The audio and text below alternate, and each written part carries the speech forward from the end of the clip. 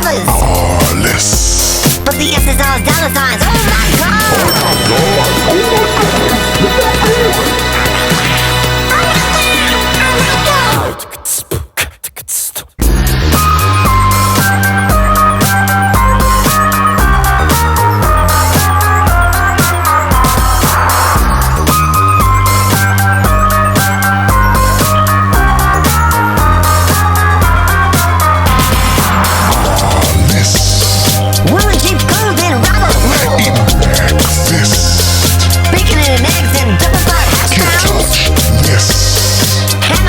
with the super duper pants.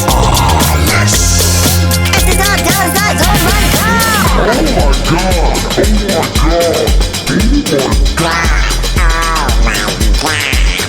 Oh my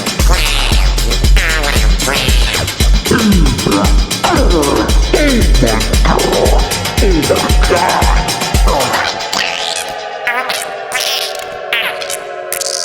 Oh my god. We'll start this episode, season 6, episode 7 of Cabbages and Kings. All right, here we go. 1, 2, 3. And here we go.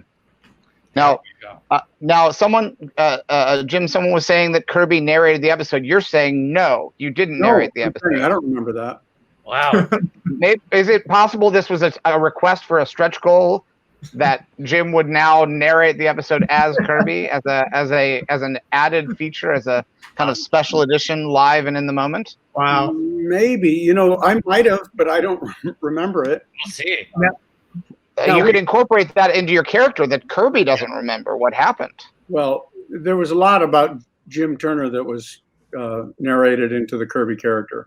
Are you guys, did this book just spin? Yes. Yeah. Now he's got the glove and he's throwing. Yes. Sandra. Yes. Oh, and boom. Boatman's got the...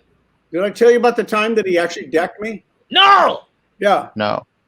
When we shot that, he was just glancing, just boom, boom. One of the takes, he actually just hit me. And he's like 6'6". He's a giant man. Yeah. He decked me, and I hit the deck, and everybody went, "Whoa, Jim! Like, did I really fake that?" And he said, "Oh, I'm so sorry. I'm so sorry. I got him. He didn't hit me like he'd hit in a match, but I felt it. You're like the Tom Cruise of our list, Jim. You fight a jaguar, you ride a bull, you get punched in the face. Yep. Wild. Zeke, I have a question for you. Yep. So I don't know if you've been following in the news, but the entire world is self-destructing. Yes, I have picked up on that headline here and there. Yes. Now, most of us had to very quickly adjust to trying to stay in some form of quarantine, right? Yep, that's correct. Life has changed for all of us. Do you feel like any of your experience on Survivor came into play in quarantine? Because suddenly it is like you are stranded, not in a strange land, but your limited resources within your home. Alliances become very important. You have more sort of tenuous connection with the outside world. Did you feel any overlap there? Yeah, there is a bit of overlap. And I would say that the most important thing that has kicked in is my instinct to constantly eat and be feeding my body with sustenance. Yeah. On Survivor, you don't get to do that. And that is the downside of quarantine, is that I've just been stuffing my face with burritos and pepperoni pizza. It's more like snack fiber for you. Yes, exactly. But, Survivor is a lot about like dealing with boredom. You're just like sitting around so much, just doing nothing. So that, I guess, like boredom tolerance has been helpful, right? Yeah. So because Survivor is based on a trilogy, which I appreciate. Outwit, outplay, outlast, and really it feels like Outlast is the dominant one in the age of Survivor of COVID-19. Yes, and the game that like we're all just trying to make it through. Right. Yeah. Less of a social game. Yeah. Well, you got to balance the social game, right? Because like I'm in quarantine with my boyfriend, and it's a very like delicate balance because we've been fucking locked up with each other for 4 months. I We thought haven't you were had any saying like big something blowout different fights, than but that. it's like it's been like very delicate. Yes. Right. It's the social has now become the endurance challenge. It's like on Exactly. Survivor where you'd have to stand on something and Or like whoever. keep your arm above your head. Yeah. Yeah. But that that must be like Survivor, where you like make a sort of an alliance with someone, and then like 5 days later, you're like, I'm really getting tired of spending this much time with this person, right? Right. Like you're not thinking about the fact that you have so little other interaction. Yeah, and normally on Survivor, the loved ones reward challenge is such an emotional part of the show. Yes. It's not transformed into the endurance challenge. Right. Yes, exactly. That would be a good idea for a season where the loved one challenge happens, and then it's like, how long can you survive on the island with your loved one before you vote yourselves out? Yeah. Well, they've done like the blood versus water seasons before, where like loved ones go after each other. Right. Yeah. That's the whole plot of Star Wars. Yes. Yeah. Loved ones going after each other.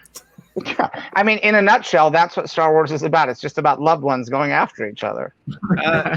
Yeah. See, I feel like people are now, Americans in particular, are starting to lax up. They're starting to feel like this thing is over, or just I'm tired of it. I've been playing by the rules. I want to just go out and have fun and throw caution to the wind.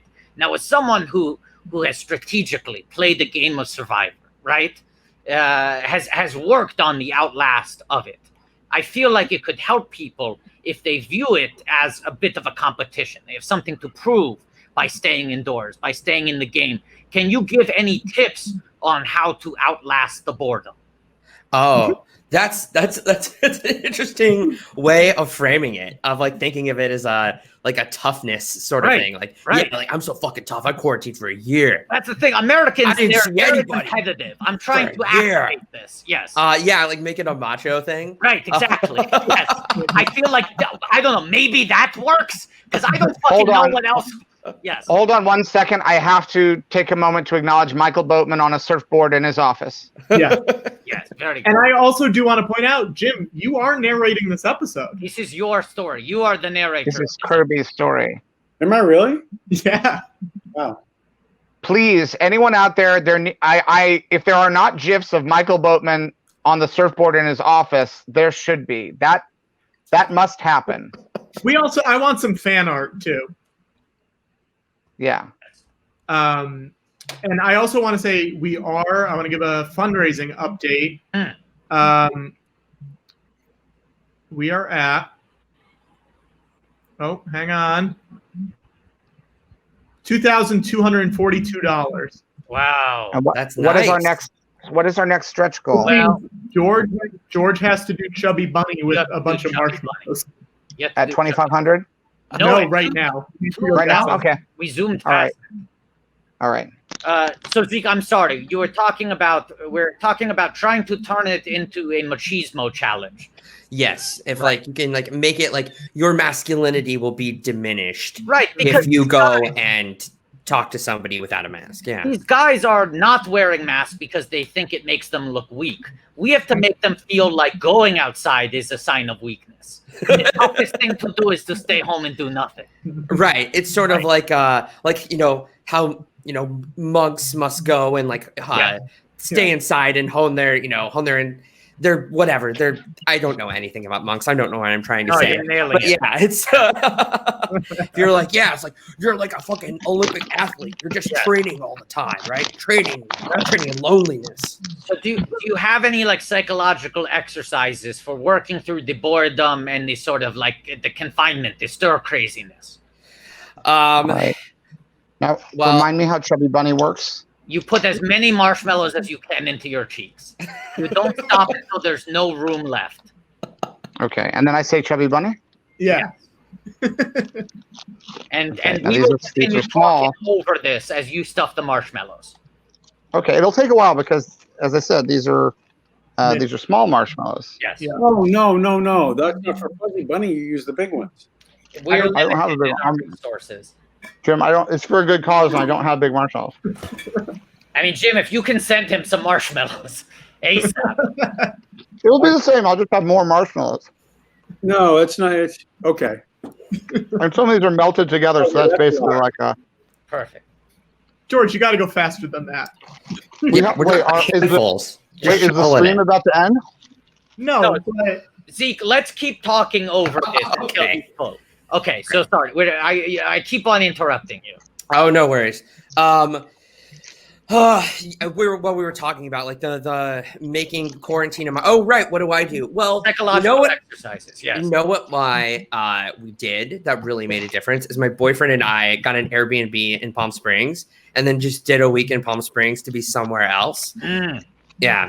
And it was like, yeah, we're going to swim. We're going to be outside. And then it was 1,000,000 fucking degrees. So we basically just stayed inside in the air conditioning and watched, we marathoned Schitt's Creek.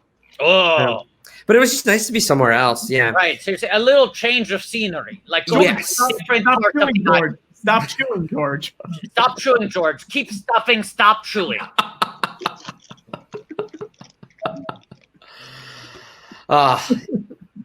No, don't chew, George. Stuffing. But you know something you could do if you are super bored? There's a documentary that was released on Netflix on Friday. So it's out now. It's called Disclosure, Trans Lives on Screen. So if you're someone who is like interested in learning more about trans people and particularly trans people of color, you can watch the documentary Disclosure, and then you can tell everybody you know about it. That's so cool. And we spread the love. And I'm in it. I'm a creative consultant. And I am a talking head in it, but there are much more interesting people in me saying much more intelligent things than I do. But that is very relevant because this week we are raising money for gays and lesbians living in a transgender society. Yes, exactly. And we had a little Zoom party last night to celebrate the premiere, and we raised money for the exact same organization. Right. So great organization.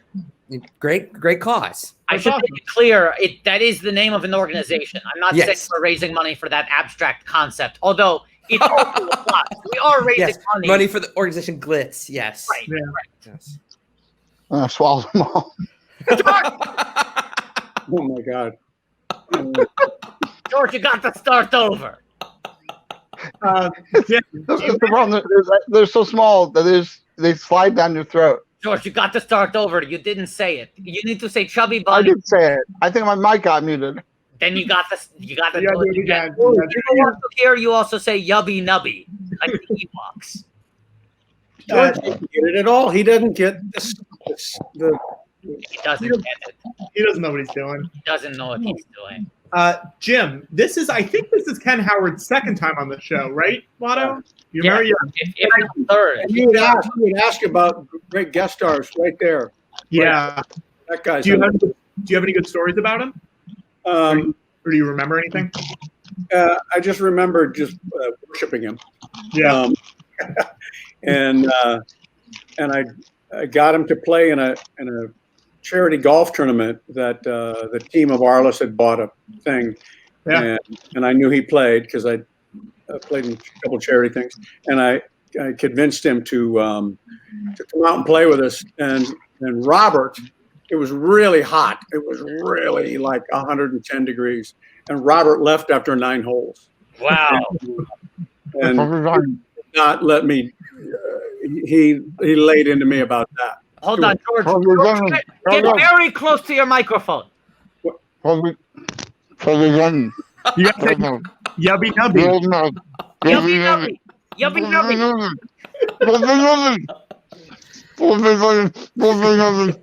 Okay, so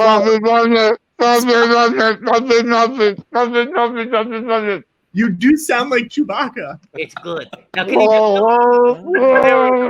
there we go.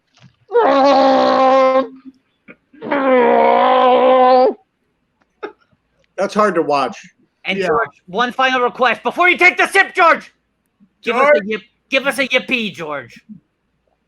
Yippee. Oh, they're gone. They're gone. Wow, great. Oh, wild. Some weird and wild stuff. Wacky, weird and wild stuff. Weird and wild and wacky. Wacky stuff. Wacky. Sandra's got a good outfit on. Great. I didn't realize Sandra Oh was in this. Full disclosure, I've never watched Arliss until 10 minutes before I got on the call. And I was like, oh, I'll check out what this is. Yeah. And not only am I obsessed with Sandra Oh, I'm obsessed with like the loud, campy music that's always playing in the background and the very corny sound effects. I am obsessed. And you This get a is- little bit of this guy. And by a little bit, I mean a lot of it. Okay. Very cool. I will say, I do think that the legacy of this stream will be how many people we have gotten to watch Arliss on HBO. Yes. I am hoping HBO Max releases a statement soon that's like first month of HBO Max, Arliss most watched show. And everyone was anticipating like Friends and Big Bang Theory, and Arliss is just breaking the charts. Yeah. Well, it took us right for forever. comeback. It took us forever to Sundays, get HBO now. Yeah. Sundays have been. That's when HBO. That's their day. Sunday has for decades now. HBO has owned Sundays, and I love the idea that they are seeing data that shows a spike in the Arliss numbers on Sundays, because any other day of the week, HBO might be able to write it off as some kind of a fluke. We don't understand why it's happening. But on Sundays, HBO takes that day very seriously. Yes. Now, Watto, there's a comment in the chat saying, "When is Watto gonna come clean?" What? Do we know what that's about? No. Oh, it's from Tom Sharpling again. He's talking. This is this guy. He always says WATTO, WADDO. Which I don't know who this guy is. I do not know from WATTO. WATTO is canceled. WATTO is uncancelable. WATTO is the ultimate ally. Too long. Now, Kirby's glasses. I have to say, did you get to keep any of Kirby's glasses? I have them all. Really? Are you one of those actors you always take your glasses from the show? Well, yeah, because I always get prescription made. Yeah.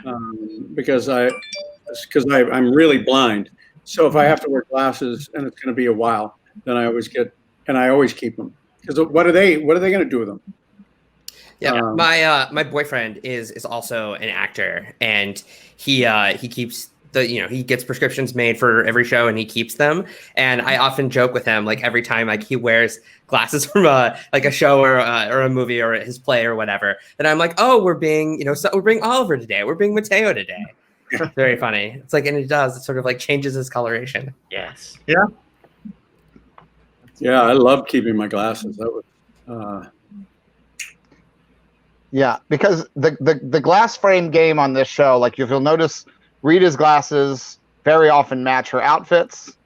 Yes. But Kirby's glasses are stylish. They are. You have a good look throughout this. Anytime we see Kirby in glasses, hold on. That was me. I chose those. I did, actually. That was my idea, to make the Wayfarers clear so that they weren't sunglasses. Yeah. It's a good thing for actors to have as much transparency around your face. It's good to have light frames or thin frames or translucent frames. This is So I wear big black frames, big brown frames. Exactly. Can I say it is? I mean, we talk about it a lot, but in universe, I guess Rita Wu has maybe 80 different pairs of glasses. Every episode she has a new pair of glasses that matches perfectly with that episode's outfit. Yes. And Boatman is the only one who has perfect vision in this show. Yeah. And I don't think he does. I think he wears glasses in real life. It shows you what a good actor he is. Ooh, Yeah. he is acting like his blind. character has better vision. That's not easy. That's not easy. I'd love to say Daniel Day-Lewis do that.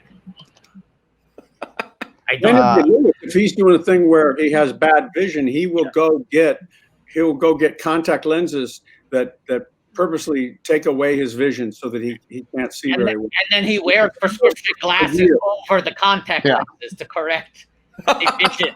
Yeah. Yes.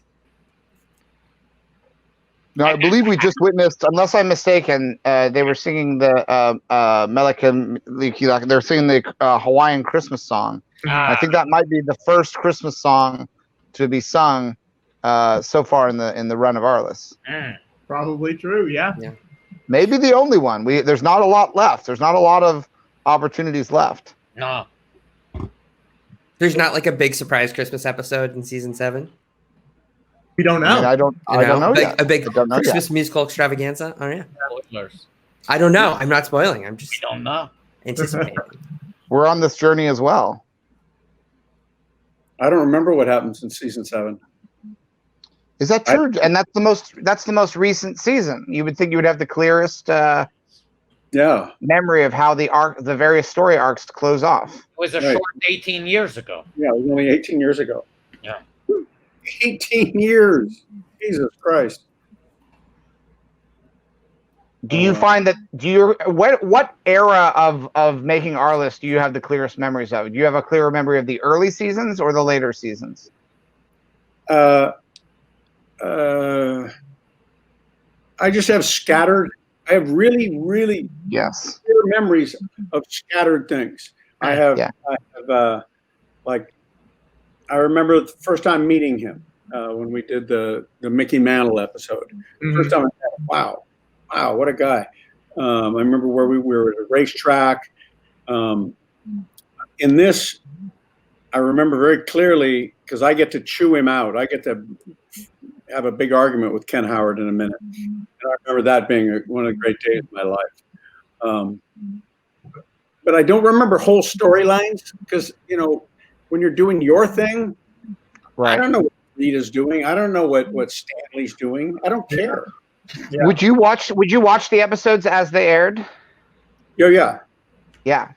So that would be your first time seeing the full picture. Yeah, I didn't watch all of them. I missed some episodes. But that's kind of method, Jim, because in real life, Kirby would not know what was happening when he was not there. Exactly. You don't read other people's pages in life. You don't get that opportunity. No. When I would get script, I would go like this. You rip them out. Where's Kirby? What is this? He got a laugh? Yes. No, it's not a funny line.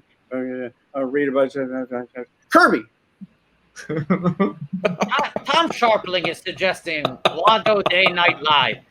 I suggest that Tom Sharpling comes on the live stream. He's been a long time lurker. Who? Tom Sharpling, host of the best show on WFMU. He's a great TV writer, radio host, podcast host. He's got a great podcast right now with Julie Klausner called Double Threat. Double Threat. What we do in the shadows. Yes. But on Sundays, he's here lurking in the live stream for the George Lucas Talk Show Arliss Watchathons. Yes. As all the coolest people are. Don't we need to raise money? Yes. We do.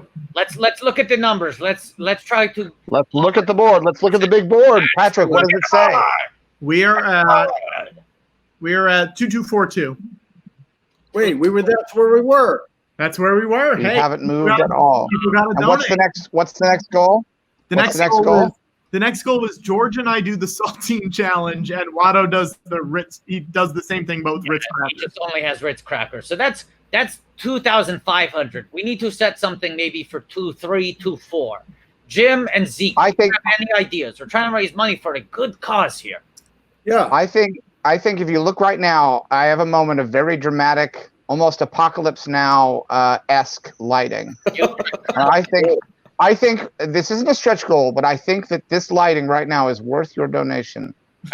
You will not get this kind of dramatic, natural lighting, naturally occurring lighting on other charity watchathon live streams. We are providing this to you free of charge. This is donate if you are a patron of the arts. In the same way that, like, the Met says, look in your heart, donate whatever you want. If you like this lighting, throw in a few shekels. Oh, I've got a motivator. Like, think of all the shitty things that you have said about trans people, throughout your life, before, before 3 years ago, and people cared about trans people. And I said, donate $10 for every specific instance There we of go. being an asshole to Right. trans people, There we go. or like And- laughing at like the end of Ace Ventura or something like Great, that. great. Yeah. That's right. If you enjoyed, how about this? If you enjoyed the ending of Ace Ventura: Pet Detective, why not throw in $10? Right. Exactly. And also something we brought up was You can pay off your guilt. pay off your bill, but also text your friends. And if your friends want to donate $5, if your friends want to donate $2, if your friends want whatever, but get some of your friends to donate. They don't have to watch, but No. guilt them a little bit, you know?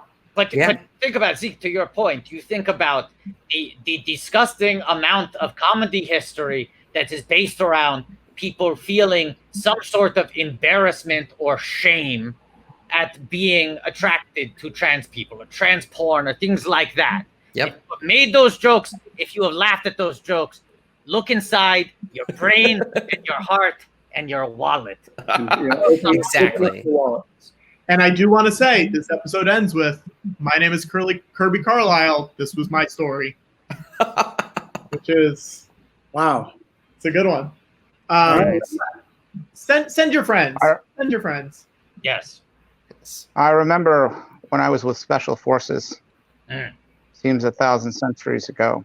Let's We went go. into a camp to inoculate the children. Full screen outro. We left the camp after we had inoculated the children for polio. This old man came running after us, and he was crying.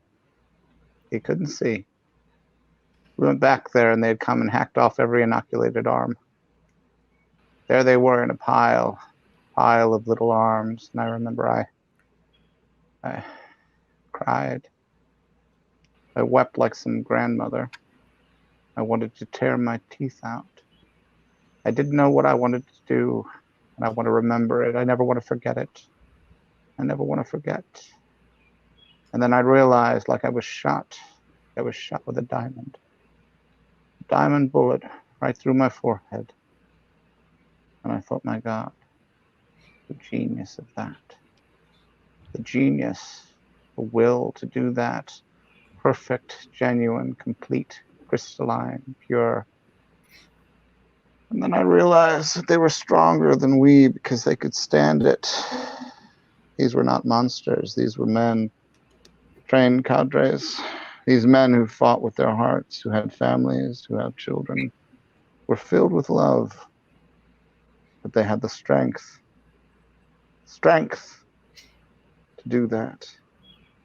If I had 10 divisions of those men, our troubles here would be over very quickly. You have to have men who are moral and at the same time who are able to utilize their primordial instincts to kill without feeling, without passion, without judgment. That judgment. Because it's judgment that defeats us. Wow. Wow. That's worth a donation. We are up to 2377 is what we're at right now. All right. Can I say I'm genuinely angry at you for doing that for free? You did the tee up of the lighting, and then you just gave people a great performance for free. Now, I want to I believe... trust people. They'll donate now. I hope your I trust trust people. is paid back in money donated towards a good cause.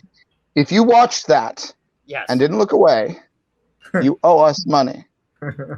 How do I donate while I'm on the show? Great question.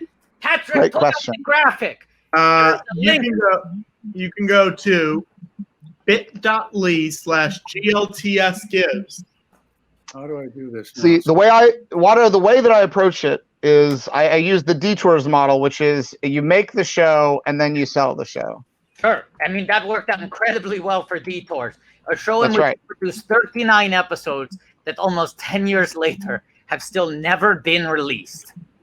They will be. I know that Disney Plus is going to do the right thing. Yes. Hey, I also have an idea. I have a new idea. Hang on, George. Jim has a question. Yeah. I got it. Okay, great. I put the link in the private chat as well. I have a new idea that occurred to me. We've been asking people to tweet at Disney and at Disney Plus to try to get them to release Star Wars Detours. But there's another thing that people can do that it's free. They can do it. If you do it once a day, that's great. If you do it once an hour, that's fantastic. if you have Disney Plus, or even just go to Disney Plus, go to the search and search for Star Wars Detours. So they will, I'm sure there's someone at Disney Plus who will be looking at that data. And if enough people search for it, then it will be a sign that they need to add it to their system. And I do want to remind everybody also, we should start the next episode. Absolutely. But I do want to remind everybody that at $3,500, we will watch an entire movie after this season of our list. Right. Yes, we will watch Red Tails. Yeah. Right. Okay, let's get this. You ready? Yes. All right. Episode 8, As Others See Us. Yep. We will go in 1, 2, 3. But I want to quickly circle back to Zeke's point, and let's streamline this just for the economy of people's understanding. If you have watched Ace Ventura: Pet Detective, especially if you've rewatched it in the last couple of years, if you have used Ace Ventura quotes to entertain people at the party, you're throwing out an alrighty then, or a boo, don't go in there, anything like that. You should. You've ever used your ass cheeks as a mouth? Absolutely. If you've ever talked out of your ass, literally or figuratively, you should be throwing $10 to gay and lesbians living in a transgender society. Yes. Thank you. I would even say, I know that this isn't Ace Ventura, but I would even say if you've ever said smokin'. Absolutely. I would say it extends to the mask. It's not the mask's fault. Or, you know what? Wait, but it's part of like the 90s era Jim Carrey collaboration. Right. Yes. The mask was complicit with Ace Ventura's crimes. Should we extend it to like the Majestic? You want to extend it all the way to the Majestic? Yeah. If you've ever quoted the Majestic, then go ahead and donate. And even if you have an uncle who likes to throw out Majestic quotes to entertain everyone at Rosh Hashanah dinner, we all know uncles love to quote the Majestic. You should donate $10. But also, I'll say this. If you've never seen a Jim Carrey movie, you should also donate. You should donate $10 because that's rude. Ace Ventura aside, the man has made some good films. Ooh, we have the great Ken Davidian on screen. Oh, Ken Davidian. From Borat. From the Borat. You know what? If you liked Borat, you should. Now, and if you should definitely like Borat. You should triple whatever you thought you should donate to absolve you from Borat watching. Absolutely, and let's throw in a Bruno bonus there. If you like Borat and Bruno, or you like one but not the other, I'll let you decide what the number is, but it should be hearty. Oh. You know that I just wanted to say something about the. Oh, you're gonna put. Oh. I just wanted to say we're at 2572. Oh. Ooh, so I'll let you say what you're gonna say, and then we're all gonna do the saltine challenge. Okay. What are you gonna say, Jim? That last episode, the woman who played the president of the university. Yeah. I ran into, and I hosted a fundraiser for Katie Hill. And I actually hosted 2 fundraisers for Katie Hill. Mm-hmm. And I was at the first one, and she was there, and we were sitting across from each other. And I said, "Do I know you? You're an actress, right?" "Yeah." "And what have you? I feel like I've acted with you." And it took us an hour to figure out that she was on our list. Wow. Wow. Yeah. LA, small town. Now, speaking of fundraisers, and you guys got yours, which I just donated. Thank you. I will donate more, but thank you, Jim. I've been hit by fundraisers a lot the last week, and it's going around this time of year. Time of year, I mean the worst time ever. Me and I have a group called Swing Left Los Feliz, and we do a lot of benefits, and we've raised $100,000 at 3 live shows for different Democratic candidates and Democratic voter registration groups. Yes. And we were going to do one to beat Mitch McConnell. Bad guy, no good. Fuck him. Exactly. So we're doing one for the Get Mitch or Die Trying fund that that's actually a good joke, and I like it a lot. We've partnered with them. Yes. And I'm arranging all these videos to be Like Jack Black did the very first one, and it's great. Ann Magnuson. We got 25. We've got 25 different videos, and they're going to start July 4th. Wow. And on Facebook, Instagram, and Twitter, it's su4a.org. Stand Up for America. SU4A, the number 4.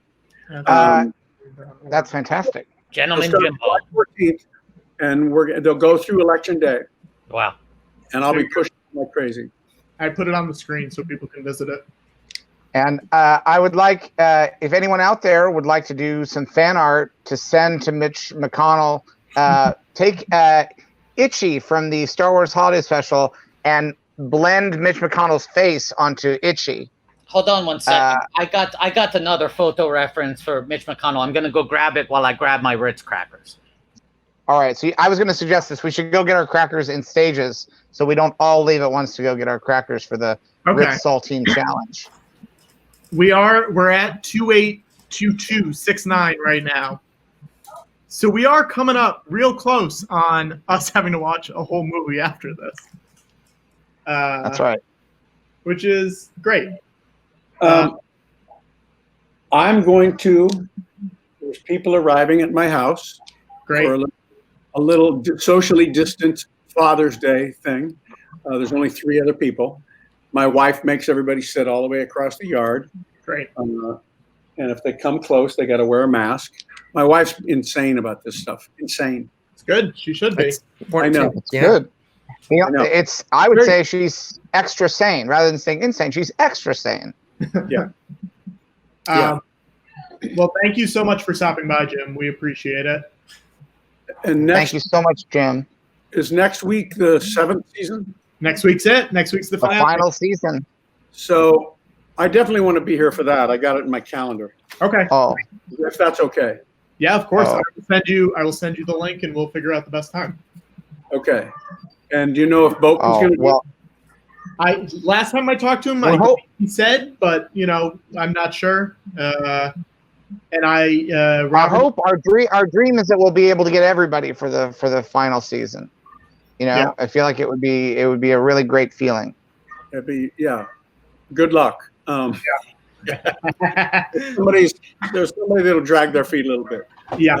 But Boken just made me a video for my series, and he does his with 2 swabs, cotton swabs up his nose the entire time. Great. Talks about what an asshole Mitch McConnell is with these swabs up his nose. It's really hard to look at. Okay, so let's just say, because some people it's hard to draw from memory. If you're looking for photo reference of Mitch McConnell, here you go. So this is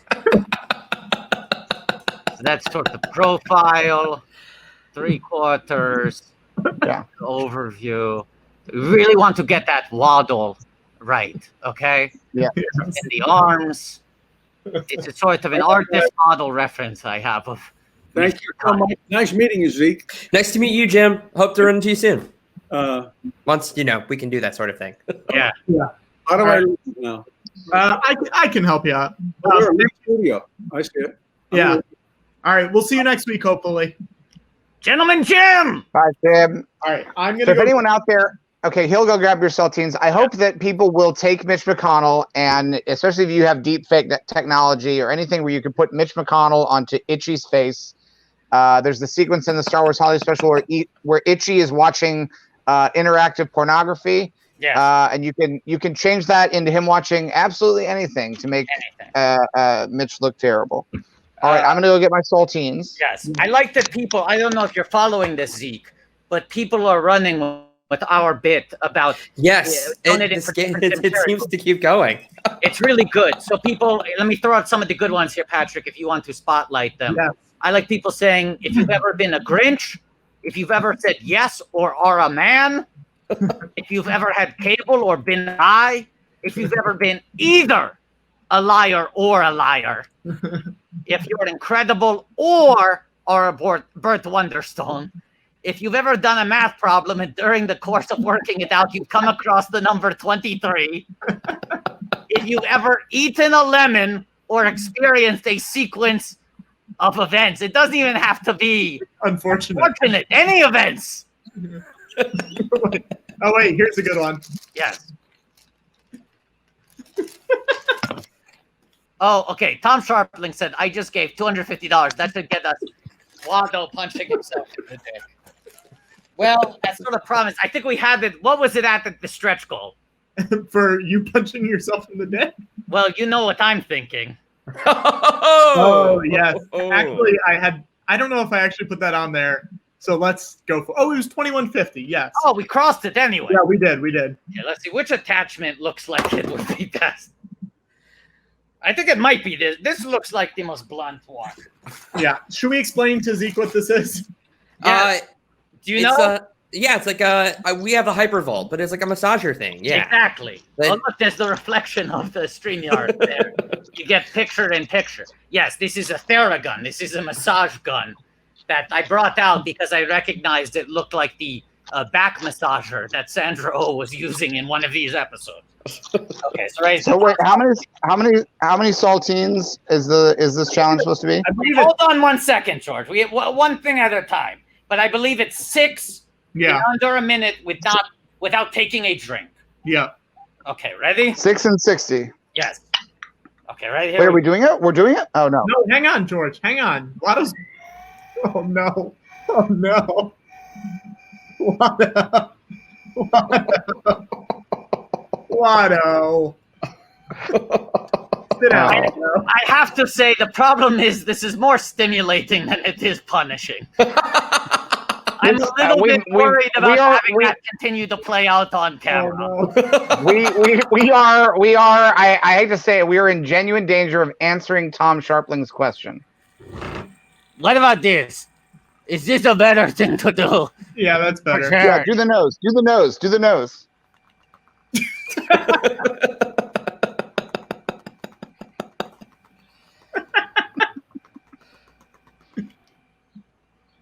Oh God. I want you to hear the sound of my belly.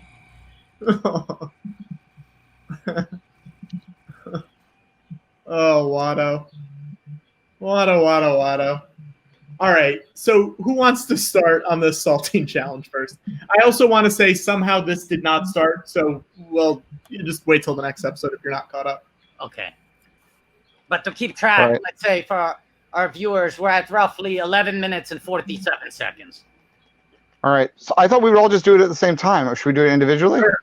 I think we do it at the same time. I'm going to attempt to keep the Theragun running on my nose while I eat the Ritz cracker. All right, Zeke. So while you're here, I want Zeke to be the judge of who wins this. Okay, yes. So what is the saltine challenge? I'm not familiar. The saltine challenge is people say it is impossible to eat 6 saltine crackers within 60 seconds without taking a drink of water. Hang on. Okay, all right. This didn't work because now I can use Oh, this. you can use the timer. Yeah. Great. Right. Yeah. So we're looking for full swallow, clean tongues. I also think WATTO's Ritz needs to be more Ritz. I'll make it 10 or 12. 10. Yeah, because that butter will help it go down. Yeah, those are a more moist cracker. Yes. I think 16. 16?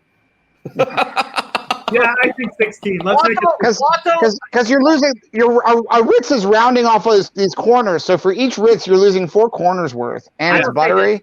WATTO is going to just not stop. However many he gets, but he's going to try to go zoom past 12. Right. Okay. Yes. Here we go. You ready? Okay. Yes. 1, 2, 3. Eat. Stuff your faces. Put the crackers in your mouth.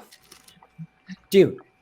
Keep on eating. Keep on munching, crunching. I hope none of you have that thing where listening to people chew food is upsetting. I have that thing. Sometimes when I get really anxious, my boyfriend, I'll go eat in my room, away from my boyfriend, so I can't hear his.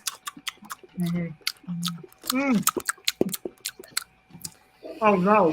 All right, come on. Where are we at? Can anyone give it with your hands? How many have you eaten? You've eaten 4. Okay.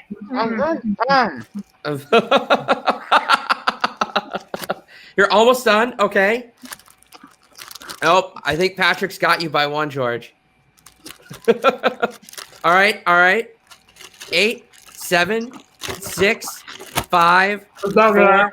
What's not gonna happen? What'd you get? You got 5? All right. Time. Let me see mouse. Let me see tongues.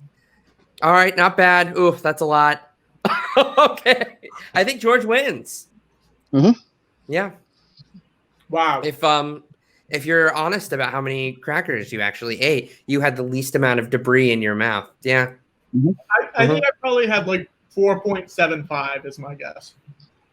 All right. What about you, Watto? How many did you get down? I mean, the truth is, my mouth is full of crack. Well, you hit it better than he did, which is what the metric came down to. He just had a big glob of cracker on his mouth. I lost track, but I think I crested 16. I might have hit 20. Oh, really? The butter definitely cuts the crackers, but I have a lot of cracker in my mouth right now. Yeah. Well, I guess what did we do? We feel like we proved the thesis that you can't eat more than 6 crackers. There's also, isn't there one with whole milk that you can't drink a gallon of whole milk within, I don't know what the time frame is, but maybe an hour, I think? Because this was how we hazed people on my high school debate team, is on the, everyone would start with a gallon of milk when we'd have a long bus ride to go to a debate tournament. And we would all have to like try to drink the gallon of milk without puking, I think within an hour. Yeah. People are saying milk stretch goal, and I'm saying no. I have to say, I'm looking around at the remnants, the aftermath. Yeah. And Watto's couch and living room floor right now are like a very popular underground cartoonist from the 60s and 70s who inspired the movie Fritz the Cat. Because there are crumbs. No. Oh, no. Oh, Watto. Oh, Watto. Oh, boy. Wow. So what's happening in this episode? Does anyone know? It's no. It's Arliss's birthday. Watch. It's Arliss's birthday. That's what's Arliss just got it's a his dream watch. roast. Oh, it's a roast. He got his, Yeah. and he just got Arliss just got his dream watch. Yeah. Wow. I wish I had a dream watch. I just took possession of this Apple Watch. Yeah. I did not buy it. It's an old one. Yeah. But I haven't worn a watch in since I was in high school. And I'm like, the idea of having something on my wrist is really cumbersome. I have a watch. I have an Apple Watch, and I use it because I'm diabetic. It tells me what my blood sugar is. I can do that just through the skin? Yeah. Well, That is pretty nifty.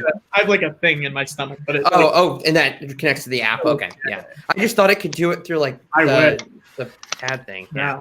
That's the only reason I use it, though. There's a lot of indoor cigar smoking in this television show. I'm gonna mute Watto. He's a little too loud. Yeah, a lot of smoking in here. I don't. Maybe it's just because like I remember Arliss being around when I was young. I like seeing the promos for it, but I was very. I was too young to watch it or like clue into what was happening. It was 96 to 02, I want to say. Okay, yeah. Talking about Arliss? Yeah. Yeah, what else would we be talking about? Nothing else. Watto, am I noticing a yarmulke? Are you Jewish? Oh, yeah. Oh, very nice. Can I get the view? Let me know if you're seeing it. There we go. Oh, it's even got your name on it. It's got my name on it. Did you do your own bedazzling, or did a fan do that for you? A fan did it. Cheesy Earth Girl did it. Okay. Yeah. Right. It was much appreciated. Are you Jewish, Zeke? I am not. But you're a fan? I feel like I'm an affiliate member of the tribe. I'm in the alliance. Cool. Yeah, well, look, these days we'll take all the help we can get. I have a pact with my best friend who's a lesbian, and we have like a pact about if we haven't had kids with a partner, then we're gonna have kids with each other. Because we watch too many sitcoms as children, and it happened on Arliss this season. Oh, really? Well, there you go. Lesbian couple asked Arliss for a sperm donation, and he gave them liquid soap instead. He pretended it was his seed. Oh. It's a comedy. Okay. Yeah. Well, but part of it is we were going to raise the kid Jewish, and I would have to convert. Oh, Yeah. And I looked into converting because I grew up around evangelicals where like converting just meant like, oh, yes, I believe in Jesus. But like right. converting to Judaism is both long and expensive. Yes, it's It is, kind of like getting a driver's license. Yeah. Now, Zeke, someone in the chat is saying, Zeke, what would you know about alliances? Oh, am I getting trolled? Is this a comment about how I played Survivor? Yeah. With Jewish people, we always say like, "Oh, he's one of the tribe," you know. Yes. And that's very much like a Survivor thing. Yeah, Right. yeah.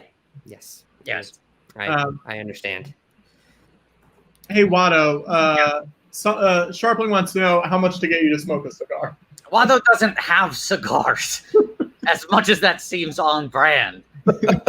What's the closest thing? What's the closest thing in your apartment to smoking a cigar? I Do you have cannot. any? Do you have any carrots? No. No Watto's carrots. not a big vegetable person. What about a dick? Is there a dick you could put in your mouth? Yeah, Watto. Yeah. Watto's only got this. No, I didn't mean your own dick. I meant someone else's dick. No, Watto lives alone. Watto lives alone. Oh, I'm sorry. Okay, well, while we think of that, George, someone is asking for some more lyrics. They're actually wondering if you wrote any alt lyrics for Anything Goes from Indiana Jones and the Temple of Doom. I think Steve and I did back in the day. Let me look and see if I have them. Yeah, why don't you pull up your notes? Sharpling is asking, get a cigar for next week. Because it is the final ARLIS, I am willing to purchase a cigar in the next week and make that a high number stretch goal. Watto, you could also. But I would say you could tell Sharpling to mail you a cigar. If Sharpling wants to mail me for a cigar, absolutely. I think that's the. If Sharpling wants a cigar, he's got to get it to you. Yes, but I will smoke a cigar on camera if we raise enough money. How much? Do we want to set that goal? For next week? Yeah. I think we got to feel it out. We got to see where we end up this week. Okay. We're at 2822. At this rate, guys, you're not going to get red tails, and I know you want red tails. We want red tails, and it's $3,500. Wait, go back to that. Okay.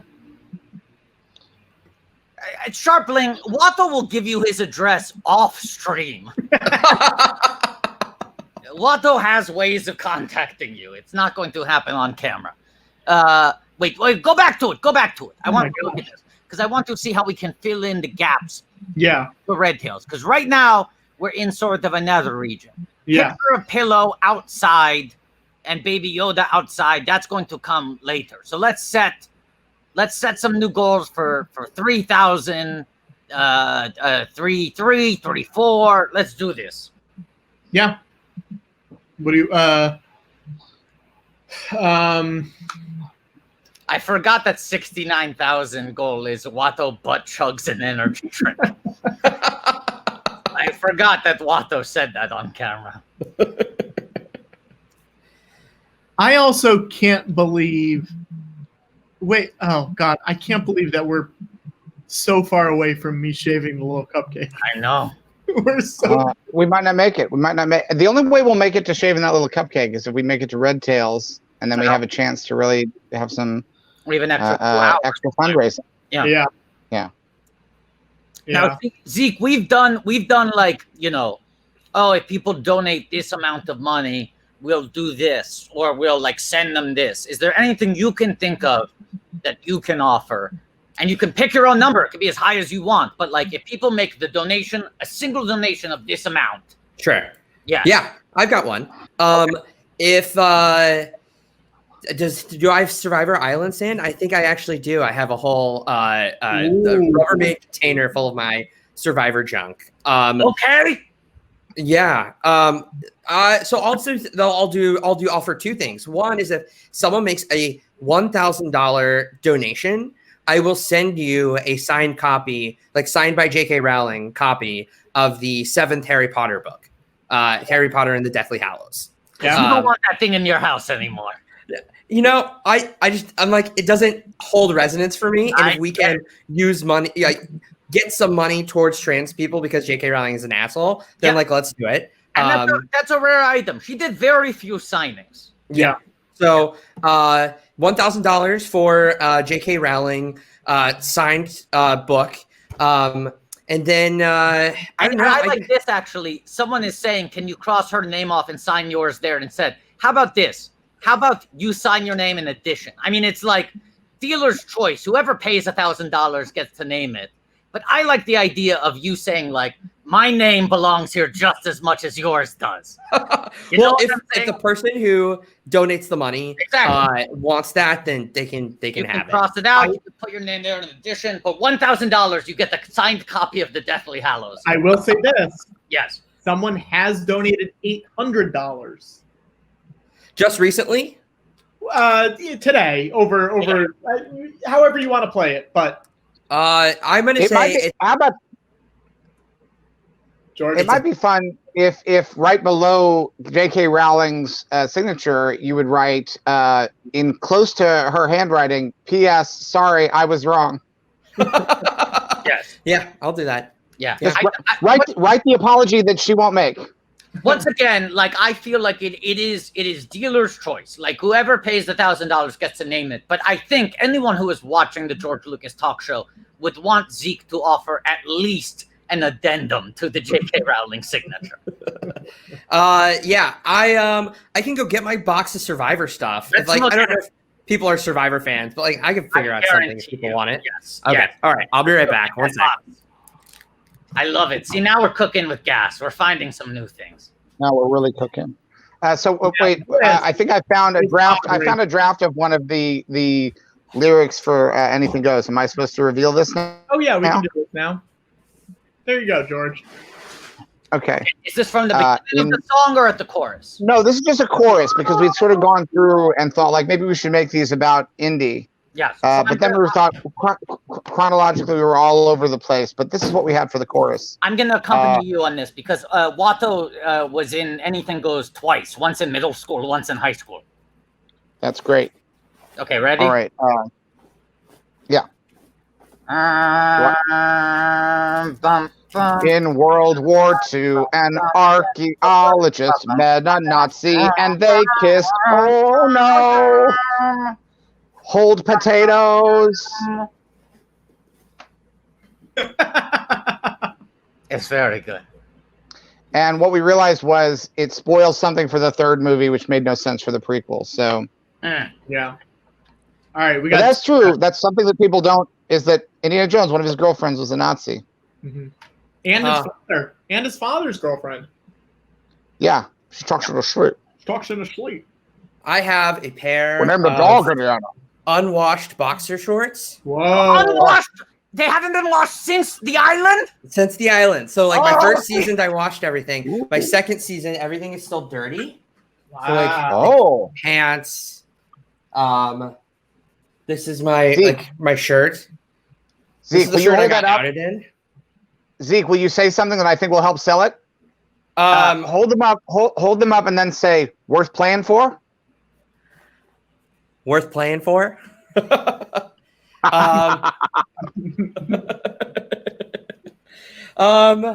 trying to think. Is there something? Here's some unwashed boxer shorts with all the fixings. Boxer shorts. Like, you're not gonna want socks. I've got a bunch of junk. Now, what's your people asked about sand. And I do. I have some Fijian sand in a bag. Survivor sand. Oh, it's rough and it coarse and it gets everywhere. Oh, yeah. Let me see. What about a buff? People like buffs? Well, let's think about what's the rate for these, too. Right. Let me see. All right. We'll do a low-cost item and a bigger cost item. So this is the official Survivor Island safety guide that everyone is given, and there's like one in a like a box around, but it has, like, you know, all the. You ever wonder what the information you get as a Survivor player is about, you know, surviving? This is it. And I will sign this if you want me to sign it. If you don't, that's fine too. For let's say a $200 donation. So, and I'll send this to you. Starting now, $200. Yes. Yes. And then, ooh, got a dirty buff. Ooh. Dirty buff. It's burned on the side. Here's what I'll say. If anybody wants to make like a really, really big donation, and I'm talking $5,000 or more, then you can take your pick of my Survivor clothes. You can you can have a floral shirt. You can have, you know, a buff. You can have whatever you like. It's a dealer's choice. I just want to quickly, I'm sorry, Zeke.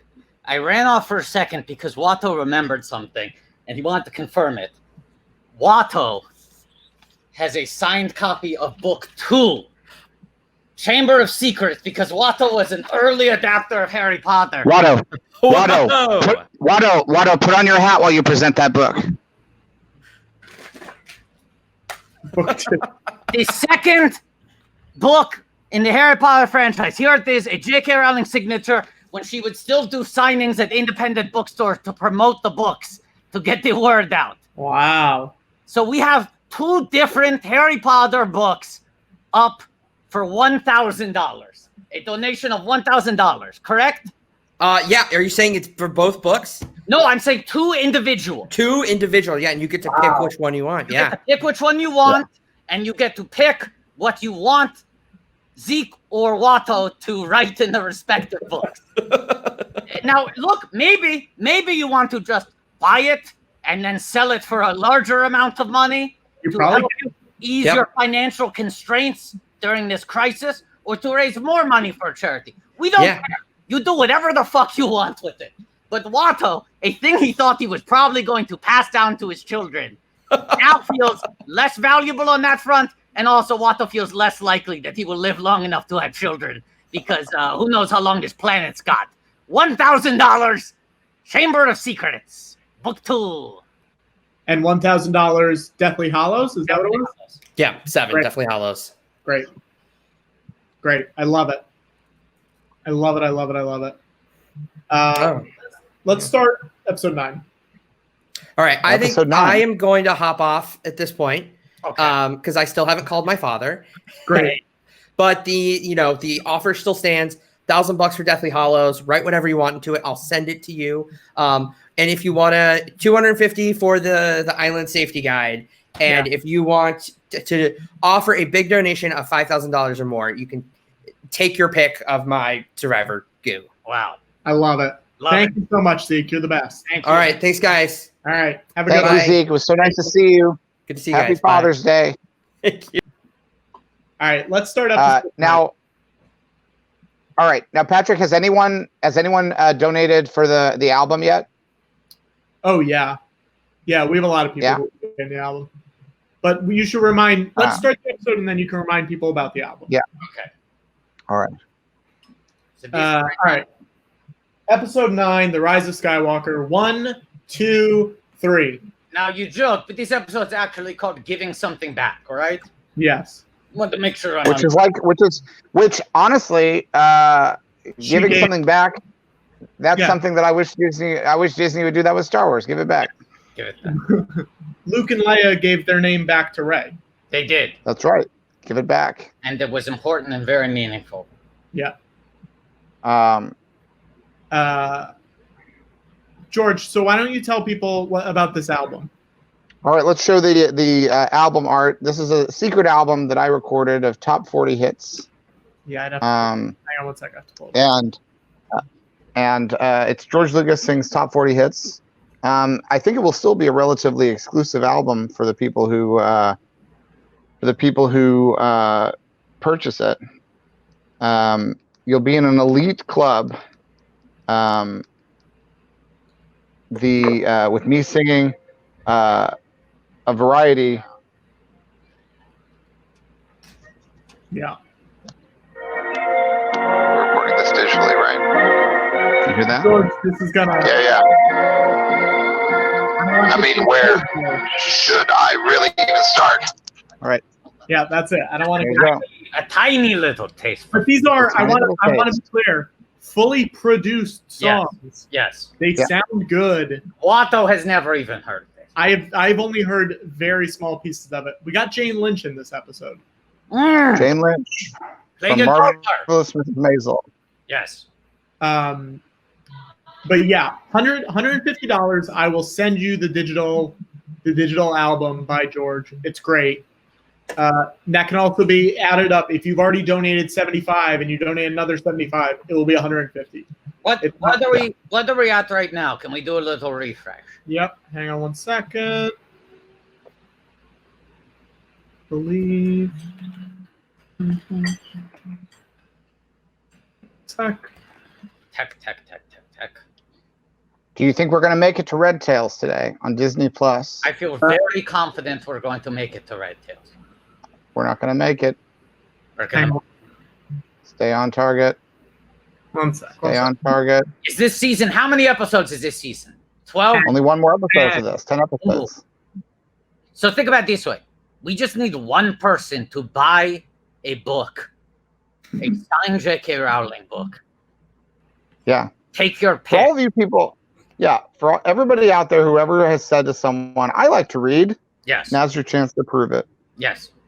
And Watto, I mean, it's dealer's choice, but Watto will draw a photo of himself and write Trans Lives Matter alongside J.K. Rowling's signature.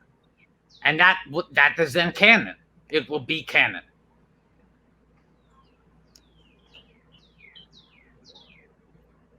Okay. This is Jane Lynch. I believe this would be pre-Glee, right? Oh, this is very much pre-Glee. Post Best in Show. I don't know if he's still in here, but if Tom Sharpling checks his email, there might be something for him. If he checks his email, there might be I don't even something know for if him. he's in the room anymore, so we'll see. Okay. Yippee. Yippee. Yippee. Yippee.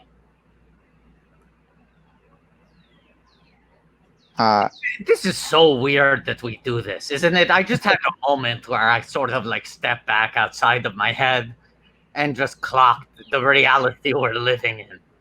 Yeah. Right. I'm also starting to get very sad thinking that this is we have one more week of Arliss. Yes. And then that's it until they make more Arlisses. It is very bizarre. I mean, at a certain point, remember like 2 months ago when we were like 80 episodes of Arliss? That feels impossible. How will we ever watch 80 episodes of Arliss? And then I said, it's not impossible. I used to bullseye womp rats with my T16 back home. They're not much bigger than 2 meters. You say that it feels bizarre. I say it feels bizarreless. Yippee. Yippee. Yippee. Yippee. Yippee. Arliss. I mean, right at the beginning of this, we had so many episodes ahead of us to enjoy that it felt like they shouldn't call this show Arliss. They should call it R Full. They should because call we're it so full. They should call it because we're so full of episodes. But after next week, we truly will be Arliss. Yes. But then, what do we have the next week? 1610.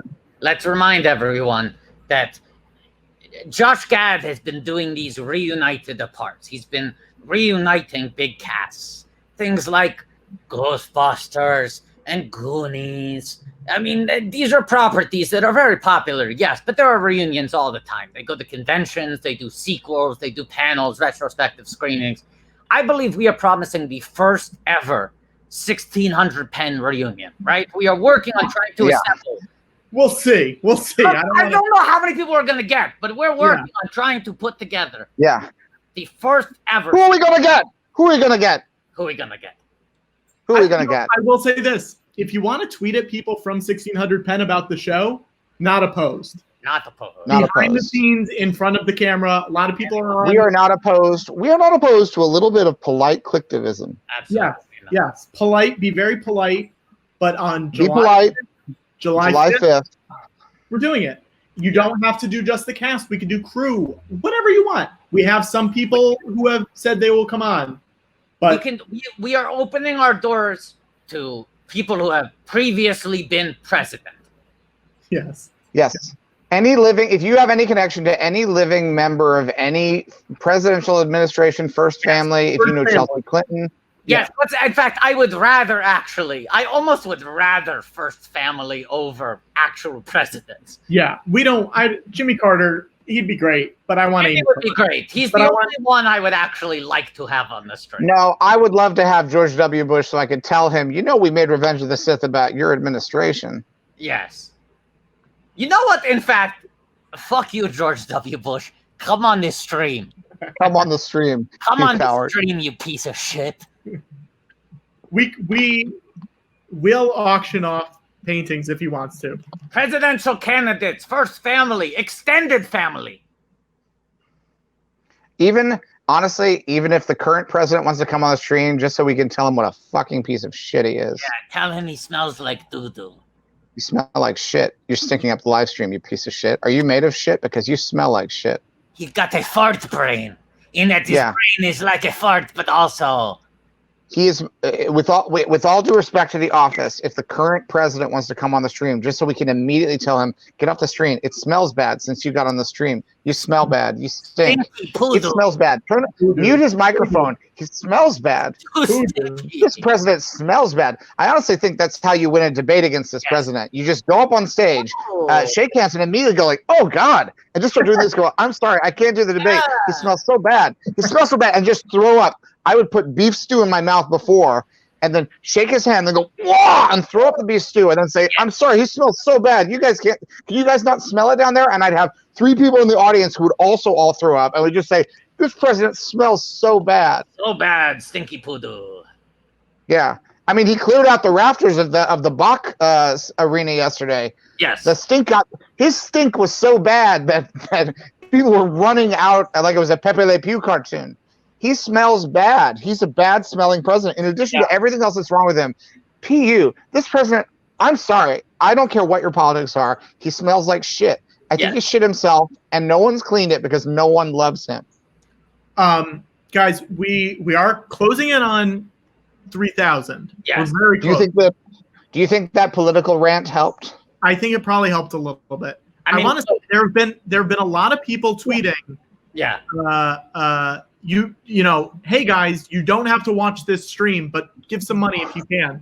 Go ahead and retweet stuff like that, or tweet, some of the tweets from this stream, and be like, hey, even if you're not watching, donate some money. Okay, and I say this right now.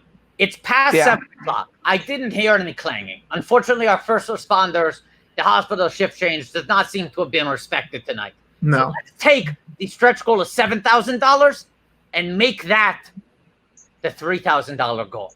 So if we're just less than $38 away, Watto takes his laptop back outside to the fire escape with a pot, a pan, a wooden spoon, the HBO pillow, and more than a half hour after it was supposed to happen. Better late than never. Promise you'll shout that. Promise you'll shout better late than never. I promise. While you do it. At $3,000. Now let's set some more. Let's set a 3-1, 3-2, 3-3, 3-4. I want recommendations. Let's people make suggestions because we gotta make. I've got one. At 3,100. At 3,100, you'll get to meet Spinny George. Spinny George, 3,100. Let's keep it going. 3,200. What are we gonna do? Patrick, offer. Spinny George will change directions at 3,200. At 32. So you're saying at 31 you will start spinning, and at 32 you will remain spinning, but in an opposite direction. Hey, Watto. Yes. You should go outside. Great. Give me a moment. I have to gather my belongings. I don't see the number. Oh, I see. We've gone right over 3,000. Yep. Which means we're only 500 away from making it to Red Tails. No, we're also we're at 498 away. Okay, 498, but roughly 500. Yes. But we're also halfway through the penultimate episode of the season, and as we know, the season finales always go quick. They go by in a blink of an eye. Yeah. Yeah.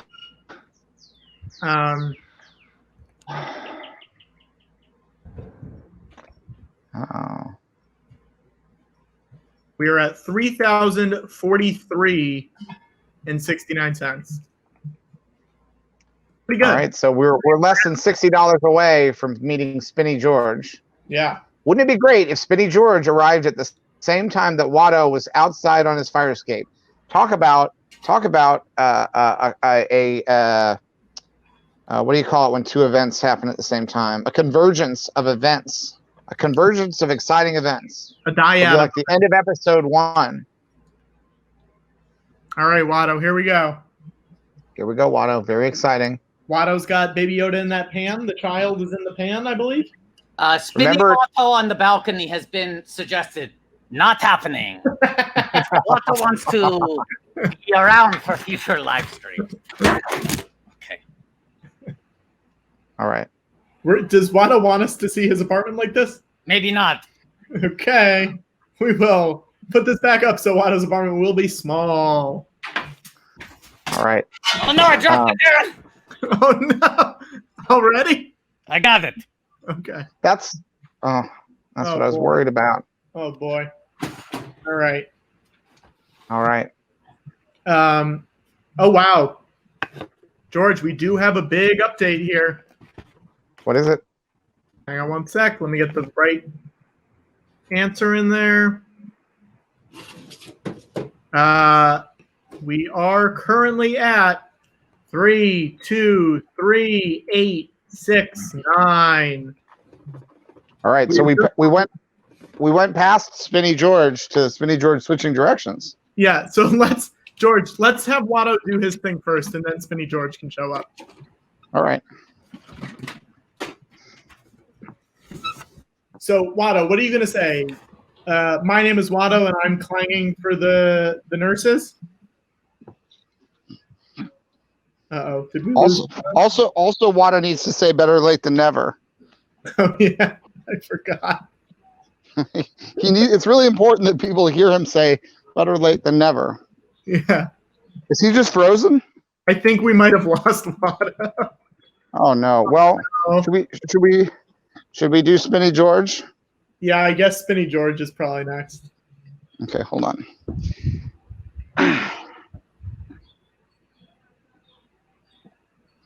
All right, so Spinny George is going to start in one direction for a while because we actually surpassed. I'm going to start. Wow, Spinny George, this is a good bit. The good one. Watto is still frozen. Watto still is frozen. He's left the chat, so I assume he either fell. He'll off, be back. He either fell off. Oh no! Watto knows how to make an exit. Yeah, Watto exit. Watto exit. Wow.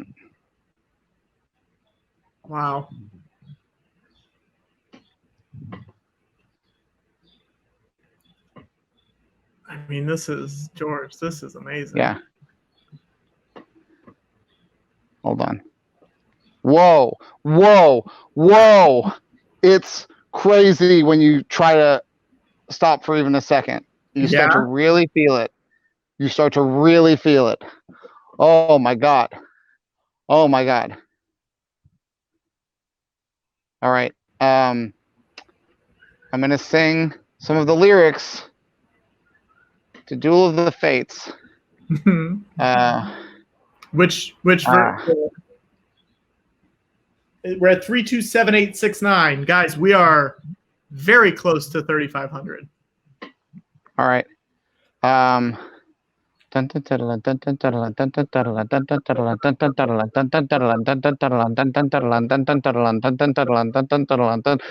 buy your food at Taco Bell. Come and buy your food at Taco Bell. Come and buy your food at Taco Bell.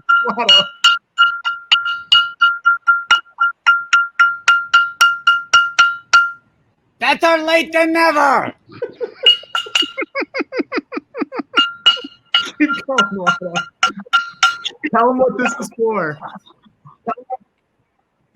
It's for the first responders hospital shift change. People forgot to do it at 7. Watto is making up for lost time. Watto, promote the live stream. Dogs are barking.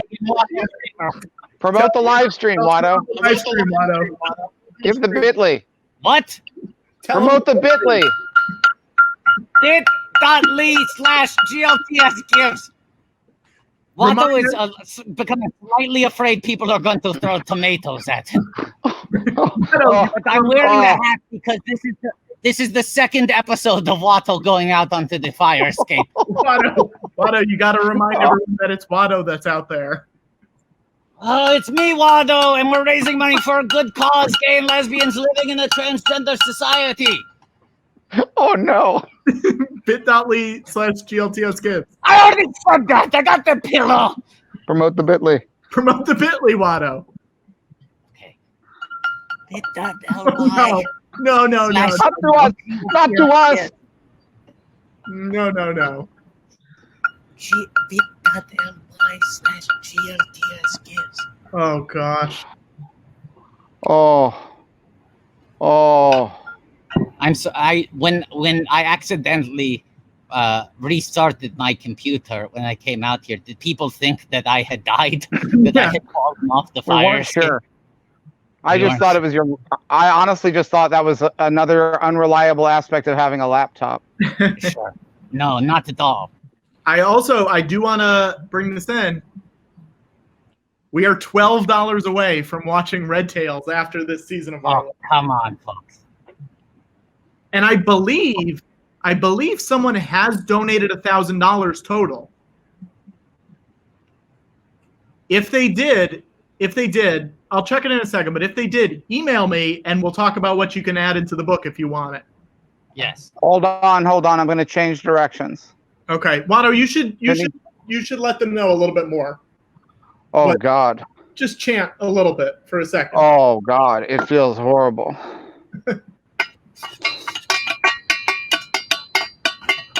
Oh, my God. GLTS Oh, gives. my God. Pizza and chicken. Tacos with Pepsi. Pizza, chicken, tacos, Pepsi, pizza, chicken, tacos, Pepsi, pizza, chicken, tacos, Pepsi, pizza, and chicken, Have his number, but we tacos with Pepsi. Come and buy your food at Pizza Hut. Come and buy your food at Taco Bell. Come and buy your food at KFC. Pizza and chicken, tacos with Pepsi.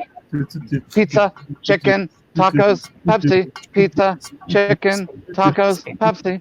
Pizza, chicken, tacos, Pepsi. Oh boy, oh boy, oh boy, oh boy. Oh God. Okay, Jesus Christ. where are we at right now? I will say I'm genuinely getting dizzy from watching. I'm sick. Guys, I'm sick. we're watching Red watching Tails Red tonight. Tails, motherfuckers. We We're gotta watch watching Red Tails. We got to watch it. After we finish this stream. Yes. Gotta watch Red Tails. Currently available on Disney Plus. Go to And- Disney Plus for Red Tails. Yeah. Oh. Oh boy, George, you actually made me dizzy from watching that as well. I feel very my dizzy, God. which is why I'm leaning forward all the way into my window so I don't fall off the edge of this balcony Yeah. because I'm feeling dizzy. Hey, Watto, I think we should probably come inside because we need to come up with some more stretch goals. Yeah, just give me a second because right now Watto's afraid he's too dizzy to move correctly. Okay, let's talk about this. No. What should I order for dinner? Oh, hate snack tricks. Snack drinks. We're- So hungry. We're here trying to raise money for charity, putting our lives at risk, and And Snack is trying to get fed. I'm here trying to keep local businesses open, Watto. How am I supposed to explain this to my son? Oh, the microphone's in my beard. How am I supposed to explain this to my son? Who's your How am I son? supposed to explain this to Baby my Yoda. son? George. I'm trying to raise him right. George, what'd you say, George? How am I supposed to explain this to my son? Yeah. Hold on. How's George I gotta- supposed to explain this to his son? George, how do you explain this to Jet? And how do I explain it to my neighbors if they peek out their window and ask? I am a great director. Look at what I'm doing even when I feel sick. I'm an incredible filmmaker. This is better than Dunkirk right now. This is better than Dunkirk. You don't need Tenet right now. Don't go to the theaters and see Tenet. You'll get sick. Stay home and watch this. This is just as good. And you'll get sick at home, but a different type of sickness, more contagious. You'll just get motion sickness. Hold on. Okay, what? Refresh, Patrick. While this is happening, I imagine the dollars are pouring in as George lies, recovering. Oh my God. On his pet. Oh my God. I feel terrible. It was such a mistake to do Spinny George. It was such a mistake. It was such a bad idea. I don't know why I thought I could do 2 different directions. I'm 72 years old. I can't take it. What's the money at? What's the money at? Please tell me that we're making a difference. Hey, Bryson. Yeah. Yeah. 3548 we're at. Okay, Patrick, people have suggested that you order Chuck E. Cheese. I can't order. No. Wait, did they say Chuck E. Cheese? Is that what they said? Yes. Yes, Yeah. Charles Entertainment, please. I did that when this pandemic started, and it was not. It's not great. good pizza. It was not. It's not good pizza. No. Oh, Patrick. Oh, no, I can't did you guys imagine. hear? Guys, how did you rough it guys must be hear? to Bring do up. something you don't want to do for charity. It won't get Patrick. here in time. It won't get here in time. That was the other thing. It took so long to get here. Make that the stretch goal, that it gets there in time.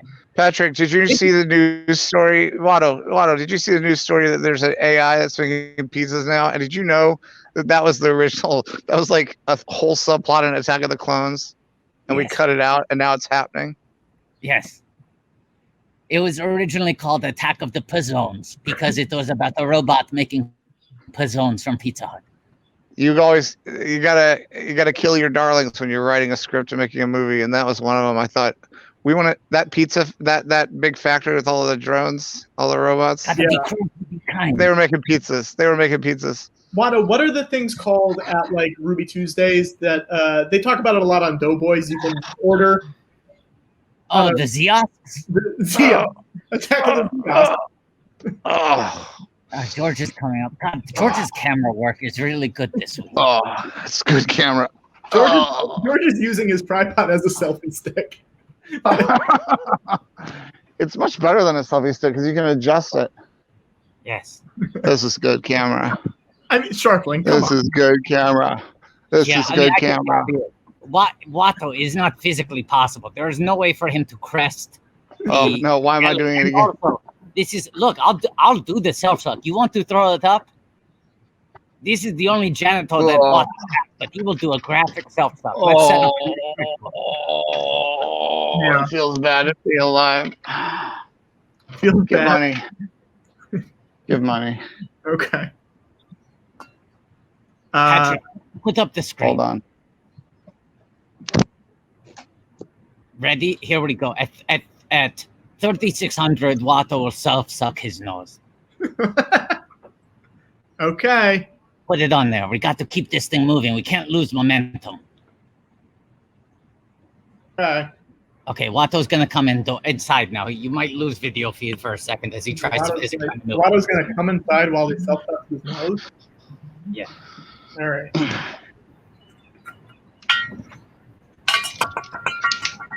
Watto's coming inside.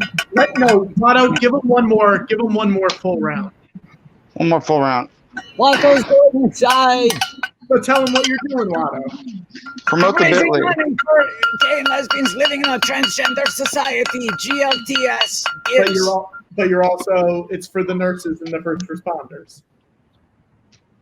It's for the nurses and the first responders. I know. Oh wow. 744 now. Wow. Which means tweet at Disney Plus hashtag made detours. Detours. Oh.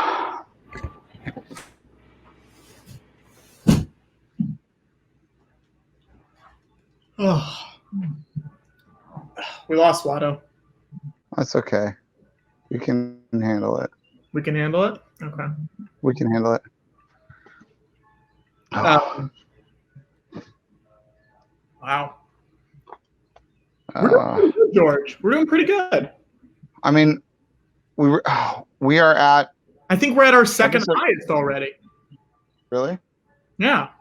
We're gonna blaze past it once we get into Red Tails, and because now the best is yet to come. Season 9, episode 10, Hard Choices. We are at the season Oh, I have so much junk on me. Season 6 finale.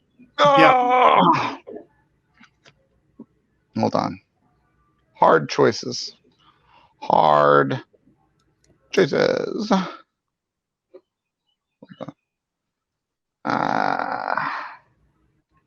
George, it was 200 for Zeke's Survivor Guide, right?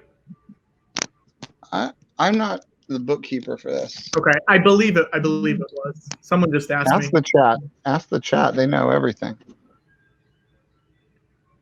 All right. So we're gearing up for the season 6 finale. This is the last season finale because, of course, when we get to the end of season 7, it will be a series finale. Yeah. Watto's book. What? Watto's book has been taken care of. What are you saying? Watto's Harry Potter. You're freezing. I froze? I don't think I froze, George. I think I'm here. George? What's happening? George? I think I'm here. Yeah? What's happening? Can you see me? I'm right here. I'm here. You can hear I'm me. here. I'm here too. Yeah, I can see you. You're real, Patrick. Then what's the problem, George? George, Yeah. You can. Okay, George, I'm going to bring in a guest. We have a I'm guest. here. What are we debating? George, can you hear me, George? George. We huddling up? No, George, I'm here. George, am I frozen for you? Yeah, we've established that. Yes. I'm frozen. How can you? You were frozen and you're jittery. I don't appreciate it. All right, George, we're watching the finale. Because you're moving your arms. George, we're watching the finale, so I'm going to bring in a guest, okay? Okay, George? Yeah, count me in. Where's Watto? I don't know where Watto is. Watto, we lost Watto, but we got Bobby. Okay. George, look. Look who's here, George. No, now he's frozen with me. I don't know what's going on. Okay. George, say hi to your guest.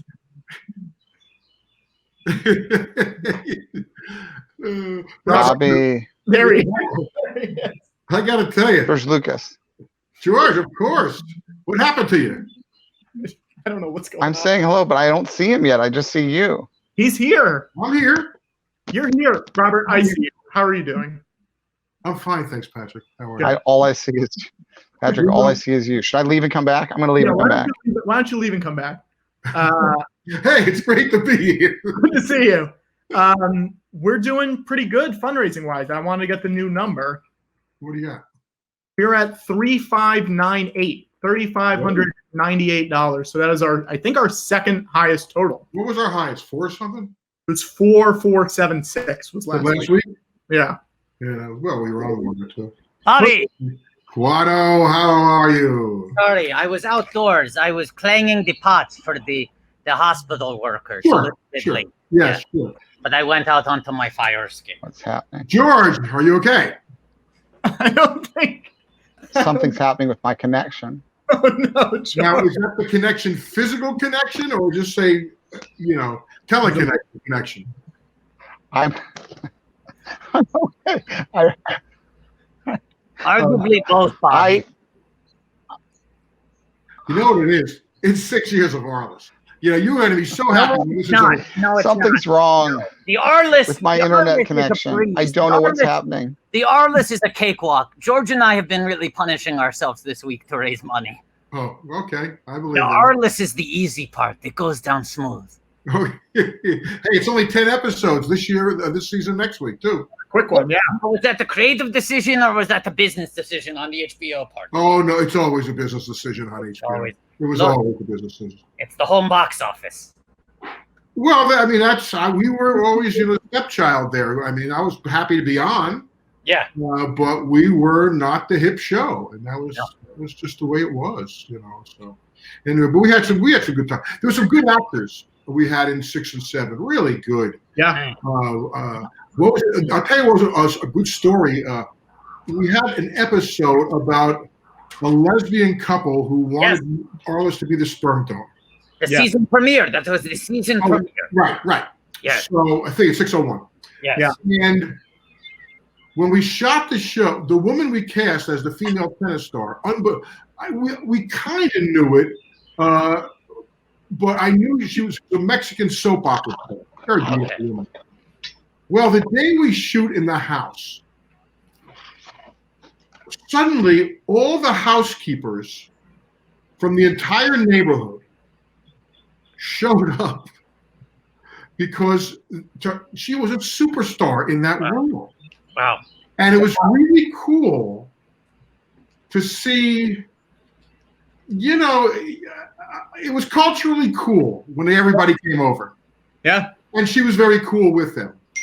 That's so, yeah, so that was a good. Plus, I directed that show, and I got to do my favorite shot for the year when Arliss is talking them into when he's agreeing to be the father. The devil shot?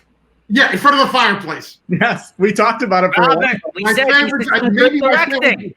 We said this is some good directing. There's a couple of shots I set up that I'm kind of proud of. That was one because I also had that. What is that? Peter and the Wolf for the Sources of Prayer. Yeah. So it worked.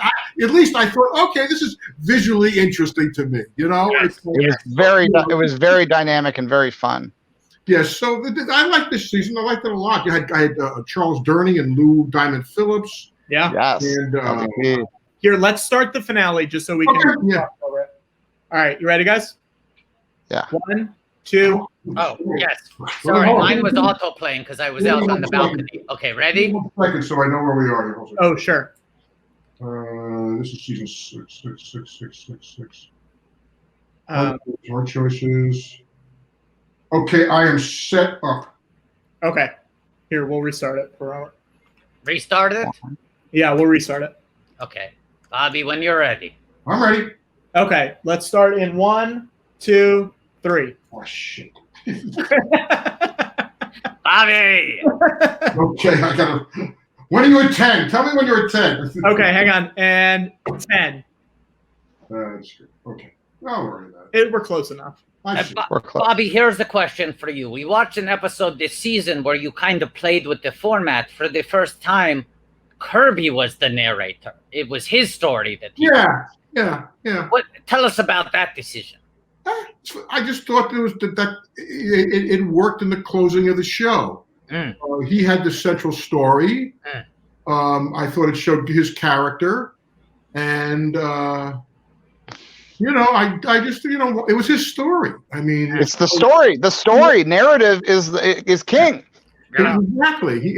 Who's telling the story, right? That's rule number one. Well, that one he was telling the story. Who lives, who dies, who tells your story. That's it. I don't know if you've ever read the great William Goldman book, Adventures in the Screen Trade. If you haven't, do yourself a favor. But it's like, again, who's telling the story? Whose point of view? I do history stuff. It's the same stuff. Yeah. So that one, he was telling the story, so I thought, why not? Look, nobody ever watched our show as much as we have. I'd say, oh, they changed it. Actually, I guess they did. Yes, I mean, look, you say that, Bobby. There are some people who have been very attentively watching Arliss every Sunday, studying it. People were losing their minds when Kirby came over the voiceover. Yeah. We're playing with the form, Bobby. Yes. Now at this point in the series, we are following Sex in the City. We were following Sex in the City, or we're following, and they moved us once again. We're following 6 Feet Under. Yes. So either way, I've got to. I mean, Sandra's very prominent. Yes. So or more prominent, but I got to tell you, everybody was really good. I mean, Turner. Turner rules. I mean, look, I will say this is another episode, Bobby, where you're playing with the form, because this one, it starts in media res, directed just to camera, and then 4 days earlier. Yeah. Yes. Yeah. Because that was a take in the story, a creative decision, because we were telling the story about Arliss, firing an employee. Yes. And I said, okay, how do you get to that though during the story? Is anybody really going to think that that? And I go, the only way to make it work is, I said, let's again play with the form. I mean, just why not? It's the way you tell the story. This is a good way to tell this story. Yeah. And now it sets up what happened. Stanley's telling a story. Stanley's writing a story here. His Dow was rising. Yeah, that's right. He's doing the. Ooh. Yeah. I love that. He's great. You know, Boatman is so good. Yeah. They're all good. I mean, it's a lot of fun people on that show. Jim was here earlier, Oh. and he was talking about the Bull episode. The Bull. Oh, you know, see, I wasn't there for the Bull. Yeah, he said it was crazy. He said, "Oh, I heard, yeah, yeah." I was at the very beginning, just to go line up shot to go over what was going to happen. Yeah, and then because they were shooting that in Anaheim, and I was up. I was probably with the staff in this writing room or in the editing room because I wasn't shooting there. So I'm not in that scene. So whenever I wasn't in it, generally I'm in the editing room or the writer's room. So I didn't see it. And then I got a phone call. Something happened. Somebody got hit. I go, what are you doing? So yeah. Luckily, fortunately, it wasn't too bad. I mean, because bulls are scary. I mean, oof. And that's, you know, and you don't need to do that anymore because you probably wouldn't have a real bull even. You'd have a CGI bull. Not with our budget, you wouldn't. It's getting more affordable every day. You can make your head into a bull's head on a Snapchat filter. Not unless Jay Ward is playing the bull he's brought it. Now let me ask you. At the end of the season premiere, you had an effect because Arliss swaps out his sperm sample with hand soap. That's right. And then there's the gag at the end where she's just won the tennis match and the bubbles start emerging from her womanhood, and are those and then the bubble lands on Arliss's face. How did you do those effects? Okay. Believe it or not, you know, I have this, and it's a great question because we had hired a bubble wrangler. Wow. Hand to God. A guy who was there and basically was just going, I mean, bubbles. We hired this guy and he couldn't get it right. And practical. This guy's going, and the bubble's there, and the bubble's there. I mean, it's like you got to get the bubbles. I could have given you a perfect bubble, as close as possible, and then and we didn't get it. And that I think is one of the very few effects. And George. That's why you get. It's perfect. It's just all it is billions of ones and zeros. I cannot tell you how you influenced me. With you know, I knew it. I thought this looks great. It must be fake. You know, because it looks real. It looks real. George, you caught me. At this point, I liked you better when you were frozen. You caught me, but let it be said once. Yeah. Which is a line from a great movie called Sweet Smell of Success. Tommy Curtis. Well, it's a great dark movie. Yes. Written by Ernst Lehman. I'm going off track here. Ernst Lehman, who later wrote North by Northwest. Mm-hmm. Somebody Up There Likes Me. The Sound of Music. West Side Story. Family Plot. A hack, you're saying, in other words. Ernst Lehman's The King and I mean, I got to work with him at the Oscars writing for Billy one time. But George, when I saw Star Wars, I just thought, someday I'm going to get a chance to have an effect of a bubble. It's basically just a little Death Star. It's just a transparent little planet that you can see through. Can we don't kill the magic for me, George.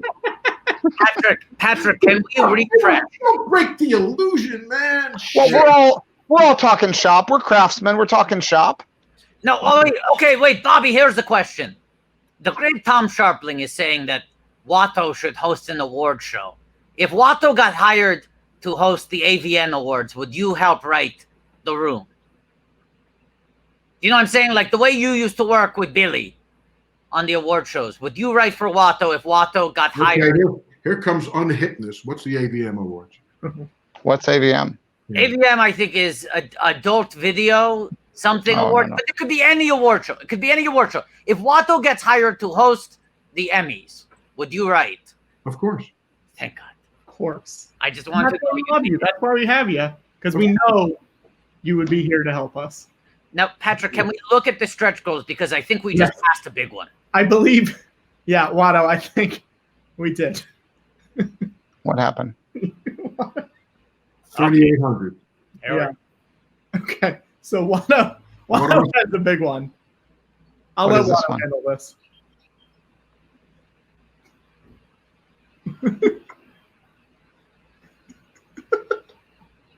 Watto. What amount was this for? This was, I think, put your nose in your mouth? I think it was 36. I want to. All right. So you put your own nose in your mouth? We're done with Watto. Watto, you did it. You did it. Watto, you did it. You've satisfied that charity goal. I would not be able to do that. Oh, boy, Watto. That's a certain kind I'm of envious. It's a skill. No, it's a gift. A certain kind of skill. It's a gift. Well, yeah, gift and a curse. A lot of great character actors this year. You had Stephen Kowalski, you had Jeff Charlie Turner, the great Charlie Turner. Neil. Welcome to the card game. Most people from the card game, I told you. Yeah. Charlie and I are from the card. Oh, you know Dan Luria. Dan Luria, yeah, was in the last episode, I think. Jane Lynch. Yep. Jane Lynch. I'm the only person who ever hired Jane Lynch where she's not funny. Yeah. No, you got the pinch of Lynch, just the pinch of Lynch. A pinch of Lynch, but because I'd seen her in Best in Show just quite before that, just a little before that. Yeah. Right. And she hadn't done Glee at this point. She hadn't. I mean, I saw her there. This is a great actress, period. So I said, I want someone who the audience is going to like. Yes. And can be and it's a great opportunity for her. I said, she doesn't get to do this. She's going to nail this. Now let's talk about someone who's on screen I right love now. comedians, comics who can act, boy. Let's talk about. I was thinking this fucking pandemic shit. Yes. Go off, Bobby. From my point of view, especially my age, it's giving me or everybody one less day every day that we could possibly be working together. Mm-hmm. That's part of it. Just think of it in base terms like that. It doesn't mean working every day, but sometimes the opportunity is becoming a little shorter. Yeah. That's yeah. Now, can we talk about the guest star who is currently on screen in this episode? Who is it? Mark Cuban. Mark is Mark remains a friend to this day. Now let's talk about it then. We asked Mark to be show. He was, at this point, he was the outrageous owner. He was no Shark Tank yet or anything like that. And he was a big fan of the show. And he said yes, and we stayed friends. Wow. And Mark's one of these guys.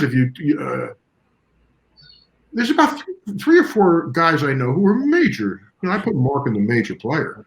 Yeah. Like commissioners of sports leagues or something. I know.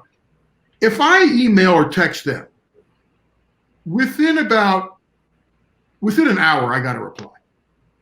It just amazes me how these guys, and that's maybe why they're as successful as they are. I was gonna say they're so high functioning. They're so yes. Wow. I mean, and so that's the Cuban thing. Cuban's funny, and he's from Pittsburgh. So you met him doing this. Member of the Hebraic faith. Hey, very important. He's one of the chosen ones. Yeah, there you go. Yes. Speaking of on top, Patrick. Yes, Robert. What do you got there? What do I got there? We hit a goal where I thought I was going to be able to shave everything. I was going to be able to shave the mohawk from last week. Yes. But then they decided to just make it a little cupcake up here. So it's just a little bit. A little Charlie Brown on top. You got some cruel friends. That's good to see. I know. Now if we get $200 more, I get to shave it. Oh, that's good. So that's the goal. It's got to go. I'm gonna miss that. I'm gonna miss that little cupcake. I am too. Wait a minute. Let's back up. But you already have this goal. We have the goal. It's $200 away to shave. Hold on. Let me negotiate. Okay. Deal. George, would you be he won't do it. More amenable or happier if instead of losing the cupcake, he loses a little of the beard? I don't want to shave the beard though. That's the thing. Patrick's got a real devotion to keeping the seeing how big he can get his beard. That's what it is. I was thinking Patrick wants a big boy beard. I want a big boy beard, and I think going for the James Harden look. Yes, exactly. That's the goal. Okay. And I just want to see how far it will grow while this is going. Okay. So I understand why you would. No. I totally understand that. I wish I could. I could never really grow a beard and stuff. It took. And I never do it. I would never do it while I was working normally. Right. This big, but now I'm at home, so no one sees it. So that's why we're here's the thing I'm seeing coming up in the chat, Bobby. Yes. I'm trying to see where in the episode we are. So I just. Yes, we're at 13 minutes 48 seconds. Boatman is at the desk. Yeah. He's talking about Mach 3 razors, and you're in the meeting. Oh yeah. I know where we are. Okay. Yes. Okay. So here's the question. You said Mark Cuban remains a friend to this day. Can we get Mark Cuban to donate $100? He's got money to spare, and we're raising money for gays and lesbians living in a transgender society. And a very, very important charity, especially during Pride Month. And I know, Bobby, you've been raising money for the LGBTQ plus community on your Cameo all of June, all of Pride Month. Yeah. Do you think we can get Mark Cuban to throw in $100? We'll get $100 somewhere. We'll find $100 here. Okay. Fair enough. So this year was good. Next, the final seasons where the talent really, when you get James Coburn and you get Lindsay Krause and John Glover. You know who John Glover is? Yes, the great John Glover. Yeah, great John. Here is some fanboy history, breaking news here that nobody ever knows. After I got cast in Batman, I asked Tim Burton. I said, because they wanted Jack, Rupert Peter, and the studio, to be told, wanted Jack. They had just done Witches of Eastwick with him, and it was a huge hit for them. They wanted Jack for the Joker. Yeah. But I asked Tim, who do you see as the Joker? And he said, John Glover. Wow. Interesting. And I go, John Glover would have been fucking great. Would have been. Yeah. But it wouldn't be the Batman we know. No, and here's the thing. Which you could say might be better or worse. I mean, no. But here's the thing. John Glover could still play the Joker. There's a new Joker every hour on the hour. Some of them are young, some of them are old, some of them are twisted, some of them are goofy. John Glover play a Joker. If I am not mistaken, I think he does do the voice. I think he might do the voice. I'll say this: John Glover he played Lex Luthor's father on Smallville. Yes, but now I want to see if he's ever played the Joker. Oh, he's the Riddler in the animated series, I think. He's the Riddler. Yeah. The Riddler. Yeah, that makes sense too. The Riddler. Yeah. But I would love to see John Glover play the Joker. I'm looking at the photo of John Glover from earlier this year, and he's got the build for it. There we go. Look at this. Yeah, look at this. John Glover, he's just a great actor. I've always thought John Glover. It might be his first film. I think it is a movie called Julia with Jane Fonda and Vanessa Redgrave, Academy Award-winning movie. Yes. And what's also interesting in it, I believe, and I'm pretty sure about this, it's the first movie for Jane Fonda's snotty girlfriend and her brother are played by John Glover and Meryl Streep. Correct. Oh, correct. wow. And it was Meryl Streep's very first movie. Yeah, I think Glover's too, though. He plays the brother. Glover had a tiny part in Annie Hall, a tiny part in a movie called Seamus with Burt Reynolds. Hey, guys. He's the guy in Annie Hall who says, he's the acting teacher. Yes. Put your leg on my chest. This is another Glover Batman. He's in Batman and Robin. Yeah. He's great. And what's his character again? He plays a character from the comics. Isn't he the guy who Poison Ivy is Yes. the doctor? Yes. Okay, but here's the thing. He's the doctor who turns Poison Ivy into a plant lady. But the character he's playing is technically from the comic book Swamp Thing. It is Dr. Jason Woodrue, also known as the Floronic Man. There we go. When we have him next season, I had him play a version of Bobby Fischer. Oh, Bobby Fischer, the crazy chess player. And that's a new sport. Arliss hasn't covered chess yet. No. No. We had a chess match between Stanley and the late Stuart Scott when he got a big jacket. Well, they played for that, but after that, not really. But we got John Rhys Davies is next week. Sala himself from the Indiana Jones movies. Bindi. We got Eileen Brennan, who was in Private Benjamin, got an Oscar nomination. Yes. Oh God. Who am I leaving? Coburn is next season. Coburn leads it off. It's the last thing Coburn ever did. Yeah. And there's a scene when you watch it, if you get to watch it. There's a scene where we had to stop shooting because Jimmy got sick. And we had to stop shooting. We had one scene to shoot. We had one more scene to shoot. And we shot, like I said, this is the first episode of the season. Yeah. But I think we might have shot this shot almost at the last episode and then just put this scene in. And you'll see us fighting through popcorn. It's a whole avalanche of popcorn comes. And you'll notice just that how much thinner Jimmy is in that scene. That's the last scene he ever shot. Wow. He died shortly. What a great guy. Yeah. What a great guy. Keith David Ogden Stiers is on next week. Yeah. A lot of good actors. That's a lot of good ones. John Glover is also in Shazam, the most recent DC movie. Right. Or not the most recent, but second most recent. He plays the head of the evil company that Dr. Savannah works for. Is that correct? That's what it says, yeah. Man, John Glover's done a lot of DC. But John Glover started on Broadway. I think he's in the original cast of Love, Valor, Compassion. Love, Valor, Compassion. Yeah. With Nathan Lane. After that, I think. You want to hear something He played funny? two roles. He played two roles in Love, Valor, Compassion. When Watto was young, he used to think that show was called Love, Velour, Compassion, like it was fabric.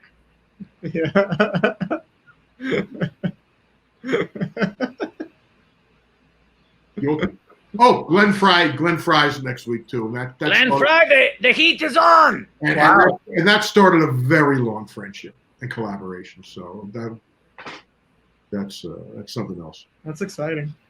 She's very good, the girl, Krista Allen. She used to, Krista's had a good career. She's good. I mean, she used to be George Clooney's squeeze, I believe, for a couple of years. Oh, wow. And some other, I think, David Spade, I remember. But she's good. She played this character very well. She got very emotional. It was very good. Huh. I'm trying to pull up some of her credits. I think she's on a show right now. Oh, she was in Final Destination. The first one? The Final Destination? Oh, that's the last one. No, that's the second to last one. And she's in Anger Management. She's in Baywatch, Days of Our Lives. She works a lot. Yeah. Okay, wait. Now you and Boatman are singing and dancing on the balcony. On the balcony right now. Yeah. Okay. Do you think we started singing when this episode is about Arliss going into being in the red or being in the black? And he had some problems. You know, it's like my parents always told me this is something that comes out of everything. A lot of stuff comes out of our lives. Yeah. And you're always going to wind up in the poorhouse. You're going to wind up in the poorhouse. So I said, well, let's take it to a stronger level here, which is what you do. You know, and so Arliss thinks he's going to wind up in the poorhouse. But he finds out he's not going to. He just breaks into Don't Rain on My Parade. Yeah. You know, so, and that was the pickup of it later. It's like we started Don't Tell Me Not to Live, blah, blah, blah. And then different scene, had that scene with Kirby. And then we came in, the doors busted open, and it was like, I'll march my band out. So I just kept it going. And Stanley's kissing my ass, and he's following up right behind me. And I love doing that. HBO hated it because clearance fees. They had to pay for money. That's money. Like you can just change the lyric. You got to recut the scene. Do you think if you had gotten to like an 8th, 9th, 10th season, do you think you eventually would have done a musical episode, like an entire musical episode? I feel like that's a thing a lot of TV shows end up doing if they run long enough. Well, I used a lot of music anyway. I mean, even with the mascots, I have in the chorus. I used they're singing one.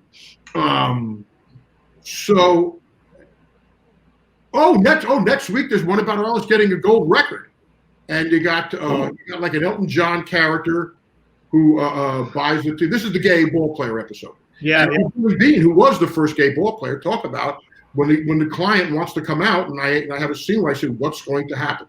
Yes. Take me through what's going to happen." And Did Doritos pay for this placement here? You see some Doritos in the shot. That might have paid for the song. If he did, you could be sure that the prop department made a couple of bucks. It's like, I didn't know, I didn't see it. I let people run their departments, Yeah. It's like, that's fine. Go ahead. I'm doing okay. It's like, go ahead. I don't know anything about it. Or they just gave him we got a ton of Doritos and the guy in the department took it home. Same thing. It's like, hey, we did that. That's it's like Sandra used to have 2 boyfriends during the seasons we had on. Oh, here's where the payback is. Uh-oh. I just left Rita saying, I want to talk with you in the office. So this is how we set it up. And here comes the payoff. Because it was the finale for the season. That's so funny. So he winds up firing the consultants. The consultants, yeah. Great. The consultants don't tell you what you want to hear. Get some new consultants. You're not gonna fire Hey, that sounds a little familiar from the pages of the news. I mean, hey, what have I always told you about the book? What have I always told you? God, you had that guy dead to rights. But that's most businesses. That's not just him. That's most businesses. If they don't tell you what you want to hear, fire them. You don't hire them again. Yeah. Unless they can present it in a way that is, this is the great art, I'm sure, right? Is presenting it. It's like George Clooney in that Jason Reitman movie, Up in the Air. Yes. Where we have to tell people they're fine. That's right. So Jason, by the way, I asked him. He says he's happy with the Ghostbusters movie, so that's good. Right. I trust Jason. He's a good director. I liked the Hugh Jackman one that came out. What was it last? Yeah, the one I'm not in. The Front Runner. Yeah. Well, what a great season finale. This is we're now that this is a close to the penultimate season. Yeah, this is it. Yeah, I can't believe it. What am I going to do without you guys? I don't know. What are we going to do without you, Bobby? It's like it's been fun. Like I've had a great time. It's been wonderful.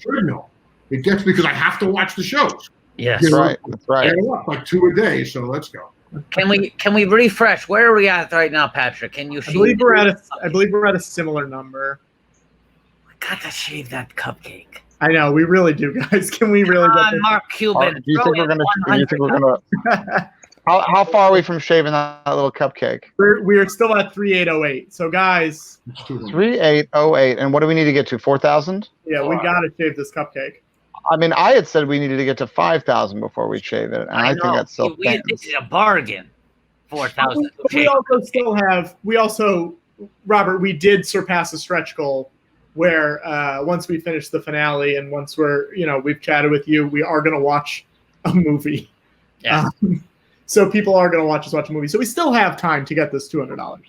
Okay, so you got a little bit of time. Yeah, we still got. What movie you're watching?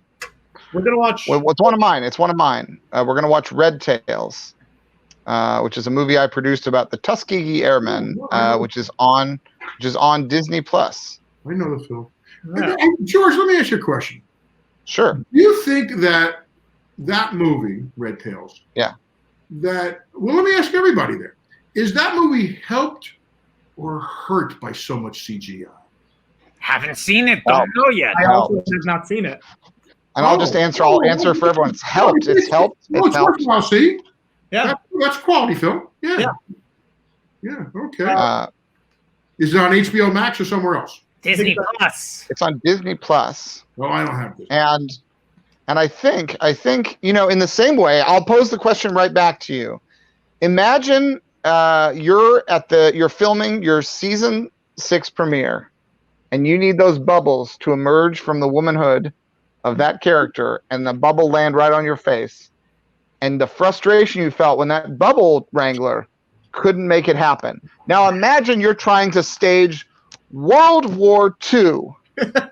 Imagine the scale. Imagine hundreds of bubble wranglers all failing at once. It would be unthinkable. So that's my answer, is that we needed Red Tails the same way that you needed to make those bubbles look just right. And the budget was slightly larger. I don't know. No, I mean, we also do learn to be frugal.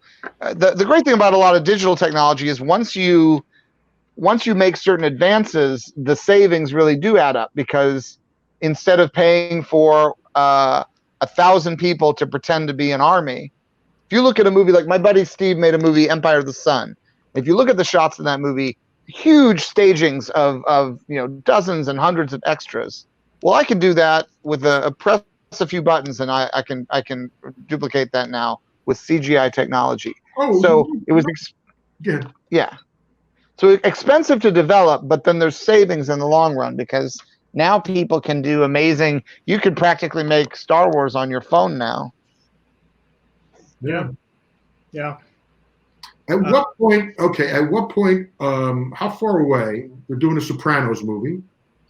I think everything's up for grabs. Everything. I don't care what it is. Yeah. At what point does Lawrence of Arabia? Because I was watching it the other day. I thought they're going to remake Lawrence of Arabia. Larry of Arabia. Larry. Yeah. Yeah. It'll be more casual because people are more casual now. Yes, they call him Larry. Yeah. Sir. Yeah. Yeah. No, he's not. He didn't become Sir Lawrence. He doesn't become Sir. No. He was. He was T.E. T.E. Lawrence. Yes. Now, Robert, that'll be all CGI. Speaking of, it's in the same vein of CGI. They've been remaking actors using CGI after actors have passed away. Yes, or younger versions of actors. The Irishman, like the Irishman? Yeah. But also in one of the Star Wars movies, they made Peter Cushing, who died 30 years ago. Yeah. Yes. That's right. How would you feel about, like, say, 55, 70 years from now, they're like, we need to use Robert in a movie. How would you feel about a fully CGI Robert? I wouldn't bother. Because if anything, it would grow. My guess is if they need me, they're going to use a younger version of me than I will be 75 years from now. So go ahead. I mean, hopefully they'll pay a couple of shekels for it. But this legacy shit. Also, if you want a fully CGI actor to play young Robert, it's much cheaper to just hire WATTO. WATTO is fully CGI. And I can't think of a better one to do it. Thank you, Bobby. I mean, because I have to tell you, Daniel Day Watto. You know who's funny that's this season? Jeff Fahey playing the method actor. Yes. You know, he's funny in that episode. Good actor. I mean, he was just doing the heavy-duty method, because I've seen it in action, believe me. The lawnmower man himself. Yes. He was. I like that. That was something that surprised me second time seeing it. This time seeing it, how good he was. Yes. Everyone's good. You got good actors and you use them well. Yeah, and especially because once the show had been on for a couple of years, we kept getting better and better actors. Yeah. Not that the other guys were. We got bigger and bigger actors. Well said. Way better because people you hire are pretty damn good. And we used the ones that were good that we really liked. We used a couple of times, which is even better to get people to work like that. Oh, great. But next season will be the last season. We'll end strong. We will. And Jim said he's going to come back. I think Michael hopefully will come back. We'll get y'all in and we'll ask Jim to bring Sandra. That's the way to get her. I know. We want to do the full reunion for the final week. We're trying. We're trying. The only way to get that done. Yeah. Well, Jim's the best way to get that done. Yeah. Sure. We will see what we can do. We'll try. All right. What else? What else from the season? There was a lot of good stuff this season. I feel like the season was fun. Yeah, I had a great season. 6 was a great season. I thought we were really. This is where we're in pretty good stride. Yeah. Season next season, like starting for like 4 or 5. Yeah. You know, and that's not easy after 5 seasons. Usually do. But because we went darker. I want to ask George what he's doing. Yeah. What? George, what's going on, George? I'm starving. I'm so hungry. What are you I making? totally get it. Yeah. Because the only things I've eaten today are things that people made me eat because of donations. Yeah, that's not good. Yeah. So It I'm was just gonna. Father's Day today, as you know, and we went out. Ooh, this is good lighting. I think this is really good lighting right here. This is very expensive lighting because you actually have to open the refrigerator and keep it open. It's not good for the environment. It's just from the. Yeah, this is great lighting. Look at this. You can do your headshots in this lighting. Look at this. This looks like a Forbes cover.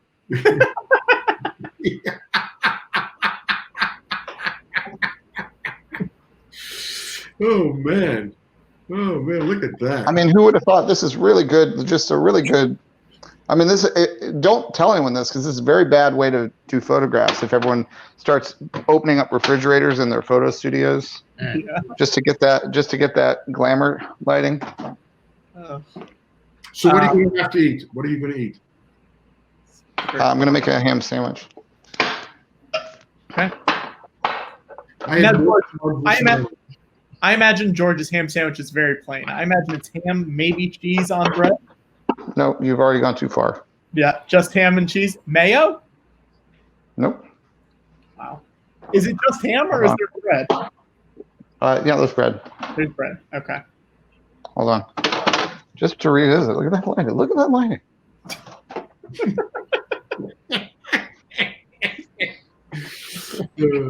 I'm ready for my close-up, Mr. DeMille. Oh. George. Oh, all right, and just a plain sandwich. Yeah, we talked about this a little bit earlier. I'm sad that there's only 1 week left. I know. We've been talking about a lot today, Robert. Oh, It's been such a constant. Thank you. A lot, Robert. Well, I appreciate that. Thank you. Yeah. And we did talk about how HBO must be noticing a spike on Sundays. Weirdly, 150. How many people do you have on your list? Do you have an idea?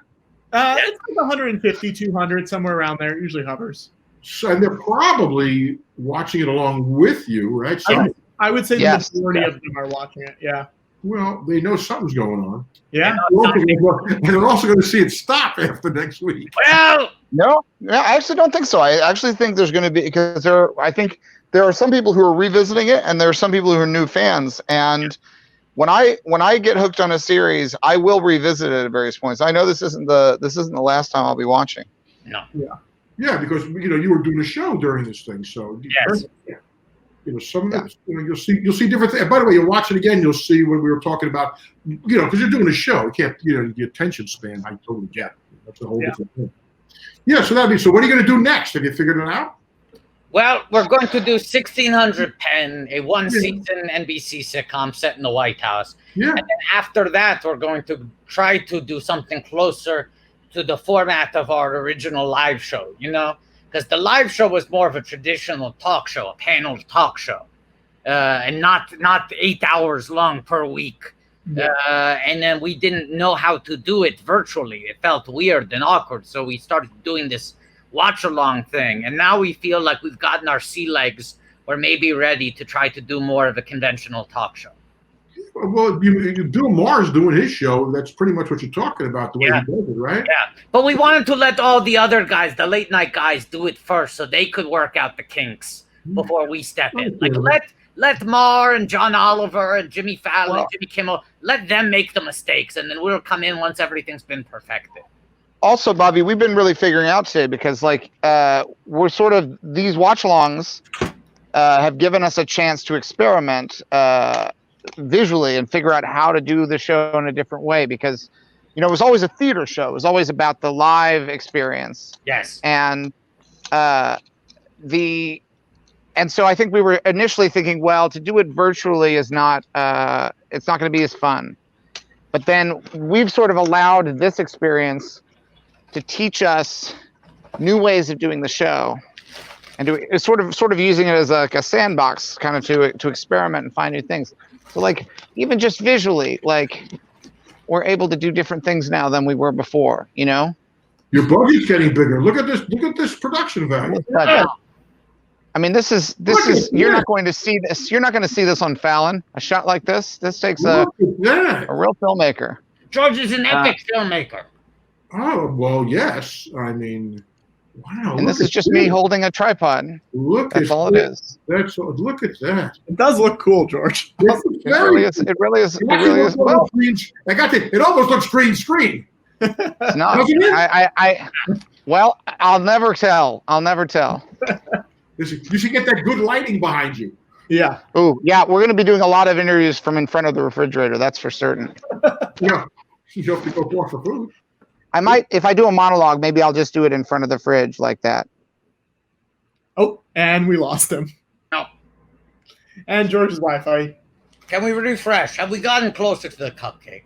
I believe we are a similar spot. What? I believe, yeah, we are in the same spot. Okay, pull up that screen again. We got the bridge. Yeah. Same spot. Okay, what do we put at 3,900? Watto, do you have anything that you will draw or something for $100? We still have the songs. We haven't done that many songs, right? Oh, that's true. Yeah, someone did send me a song, and it was hang on, George is back. It was Jar Jar's theme, which I don't know what Jar Jar's theme is. Okay, let me look it up.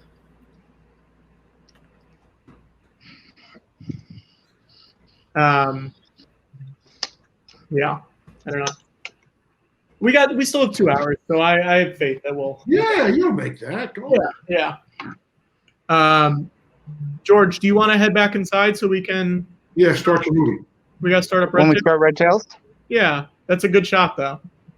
It's a great shot, and these are the kind of things we're experimenting. You can't hear me listening to the Jar Jar theme right now, can you? No. Are you going to have like Easter eggs in the background of people, you know? Oh yeah, anything. Yeah, we can put little Easter eggs. We can put actual Easter eggs. George. You're George. I mean, there's no telling what creativity. Yeah, there could absolutely. Yeah. Can you put that show that Disney owns that they're not showing on the back of that? I don't. What are you asking if we could? What is the reason that they're not showing that show? Hey, it beats us. That's what we keep saying. What do they have to lose? It's a free show. Wait a minute, what's it called? Original what's it called? Detours. Star Wars Detours. Yeah. And what is it exactly? It's the original. It's a funny Star Wars show. It's like a Star Wars comedy show that's animated. And truthfully, and this is actually true. The reason that it was originally shelved was because it was too funny. Right. Disney said, we just bought Lucasfilm. We're going to do new Star Wars movies. We want to make Star Wars very serious again. So they said, no time for jokes, Dr. Jones. I get that at the time, you know, if they were looking to restart Star Wars, they wanted people to take it seriously. So it wasn't the right time. Question, George, were you involved in Detours? Yes. Yes, George, I created it, and I wrote jokes for it. Self-financed it. George self-financed the show independently. Yeah, I paid for every episode of the show. He paid for 39 episodes. We've heard there were upwards of 50 scripts written, but 39 episodes animated, and his plan was to sell them. And then Disney bought Lucasfilm, and he went, well, here's a bonus. You get this completed TV show, and they've done nothing with it. No one's ever seen it. We've seen it. Yeah. It's never been aired publicly. Where'd you see it? We have done I made it. Well, I know you made it. Where'd you see it? Yeah. It was smuggled to us on a hard drive. Yeah, George. When George sold the company, it was on a hard drive that so there were bootleg copies. We smuggled it out. Have you seen the original? No, I wish you could see The Day the Clown Cried. We would do that for charity if we got a copy. That would be a great watch-a-thon. We would love to watch the day. And actually, we should count down to that because we are getting closer to when The Day the Clown Cried will be available to view. Didn't they announce that? Hold on, let me get the date, and let's start a countdown clock for it. Okay. I thought it was like 30 years after he died or something like that. No. I did a film once with Harry Shearer. Harry says he's seen it. I think Harry, doesn't he have it? I know he has the script, and I think he has a copy. He's seen it. Yes, he's seen it, but he used to do readings of the script, right? Okay. Yeah. I think. Well, how bad was it? It was more awful than you thought. Yes. The Clown Cried. I'm looking it up right now to see because there was a stipulation post Jerry Lewis's death.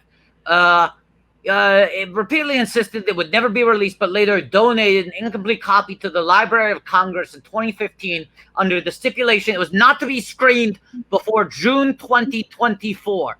We are 4 years away. Oh boy! I will say I have some file. It's not the full movie, but it's like every piece of footage that people have been able to find. Yeah, but I want to see the movie. I don't like seeing things that way because the nature of the storyline, which everybody, a clown. They heard stories about a clown in the concentration camp. So we said, okay, and they said, "Oh, it's so distasteful." And then I think, well, what was Life is Beautiful? Yes. Yeah. Just the same thing. It's a question of the take on it. So who's telling the story? Now, Jerry Wuhl will tell the story. So, it's like going to March of Lady. Yeah. Okay, wait. Now, Patrick, because we're trying to raise money here. Tom Sharpling threw out as a suggestion for a stretch goal. Maybe Patrick will consider eating the crust of a slice of pizza for $2 million.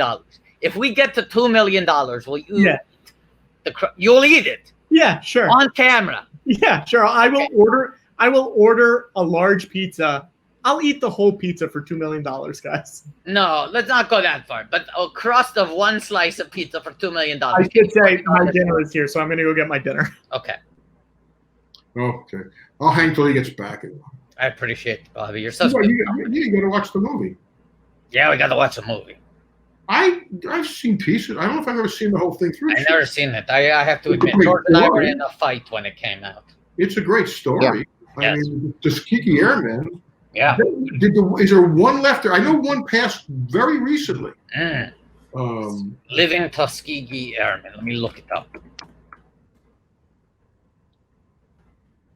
But this cast is insane in terms of how many great people are in this movie.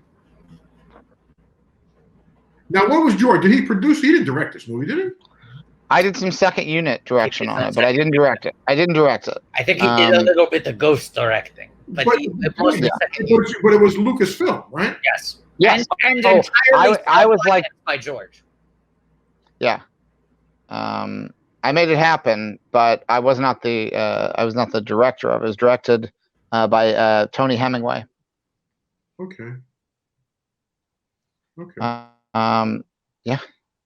Was this before or after his second marriage? Before.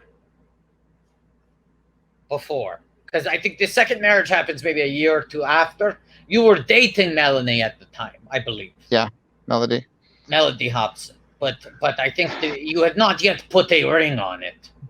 No.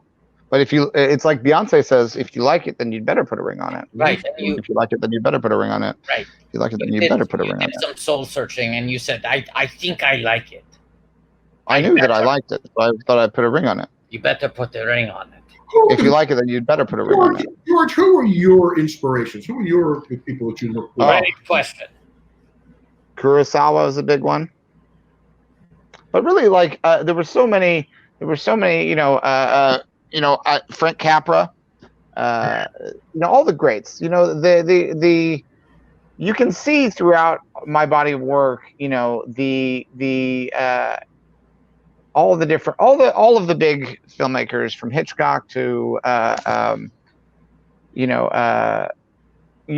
movies that you grew up with, they influence the kind of stories that you end up telling, you know, because a lot of my movies are, my versions of stories that I liked growing up. So, you know, if I like the Saturday afternoon serials, Indiana Jones is my version of that, you know, and Did you say Saturday afternoon cereals? Oh, Watto, that's very good. Okay. Look how quick he is. That's why he is. You got to have props at the ready. Oh. I always thought that's because that, you know, improv, you would mime things, but it's always so nice to have a prop that you can lift up to do something funny with. You need to have props. That's why they wanted me to be on Herald Night at UCP, and I said, "Can I bring my own props?" And they said, "No props." And I said, "No deal." Yeah. I need props. I need my chance cubes. All right. Okay, so I'm going to go eat too. So listen, you guys enjoy. I'll see you next week for the. We'll see you next week, Bobby. Thank you, Bobby. Thank you so much, Bobby. It's so nice to see you. Happy Father's Day, Bobby. Happy Father's Day, Bobby. Thank you. Bye-bye. See ya. Bye. Man. It actually is so amazing that given the fact that the first episode is about Arliss donating his semen, you know, being asked to donate his semen to father a child. Yes. What a perfect Father's Day episode. Okay, wait. Now, before we start Red Tails, Watto wants to pee and refill his water cup. Or should I say his Watto cup?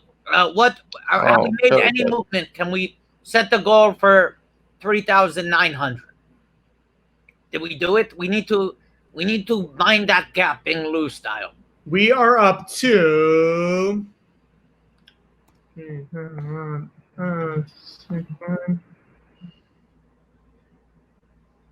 We're at 3,898,69. Okay, so at 3,9, George is going to do the single ladies dance. Are you down to do that in honor of Melody?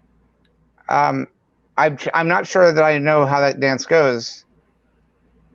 Stretch goal. Watto shows his steel books. Happily. What do you want that to be? That is 3,950. Okay.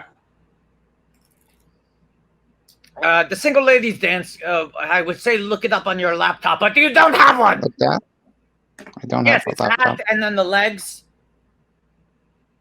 It's like the legs go like this, like oh.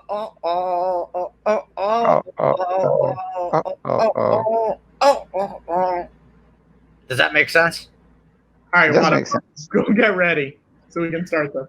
Okay, hold on. I'll get my things ready. Now, while Watto goes, I'm gonna just for a little bit of fun. Just for fun, I'm going to go through, and this is just to have some fun before we watch Red Tails.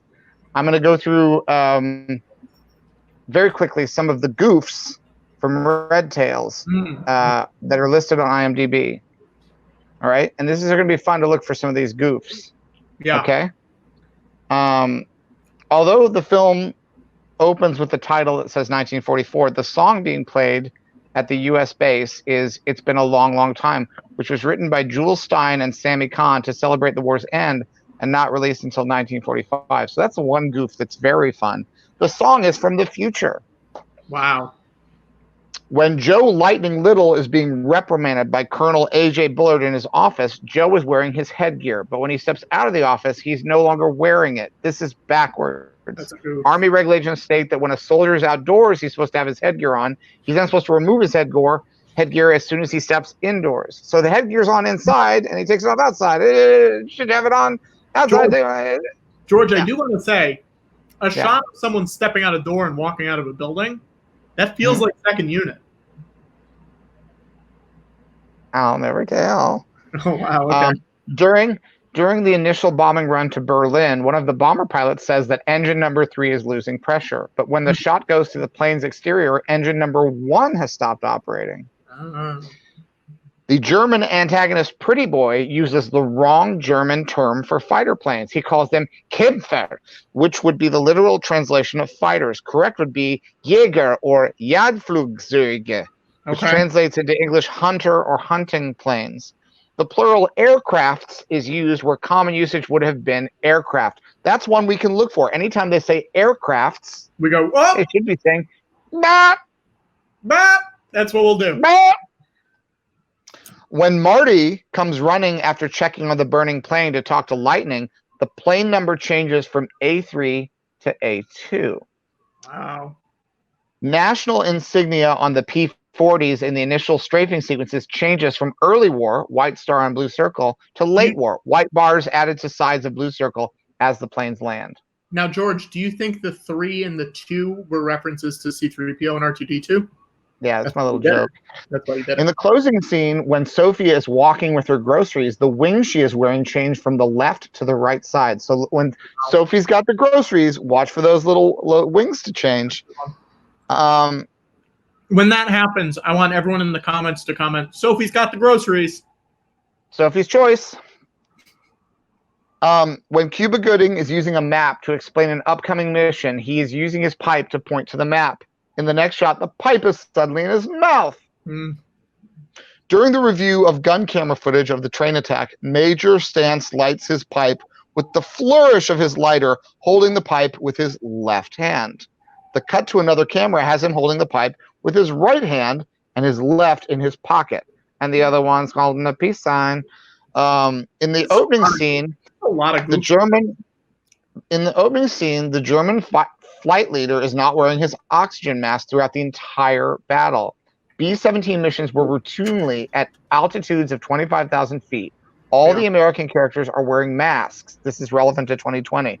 Yeah. Without the oxygen mask, the German commander would have passed out in a matter of minutes. Wear a mask. If you don't wear a mask, you know what the message of that is? If you're not wearing a mask, you might as well be a Nazi. And that's actually not untrue these days. Sure. Here's a fun piece. Here's a fun goof. The red tails are shown to... George, Watto's back, so let's start the movie and then you start the movie. Can I just... This is one's really fun. Okay. Can we just do one really fun goof before we start the movie? One go. The red tails are shown to transition directly from the P-40 to the P-51D in the movie. In reality, they first transitioned to the P-39, then the P-47, the P-51BC, and lastly, the P-51D. So keep your eye out for that. Fun. You gotta, when you're making a movie, you can't forget to have fun. You gotta. What a goof! I can't believe. Who was the executive producer of this movie? Goofy? Well, Goofy might as well be now because it's a Disney film. Oh, what a goof! Watto goof. Watto goof. Okay, let's start the movie.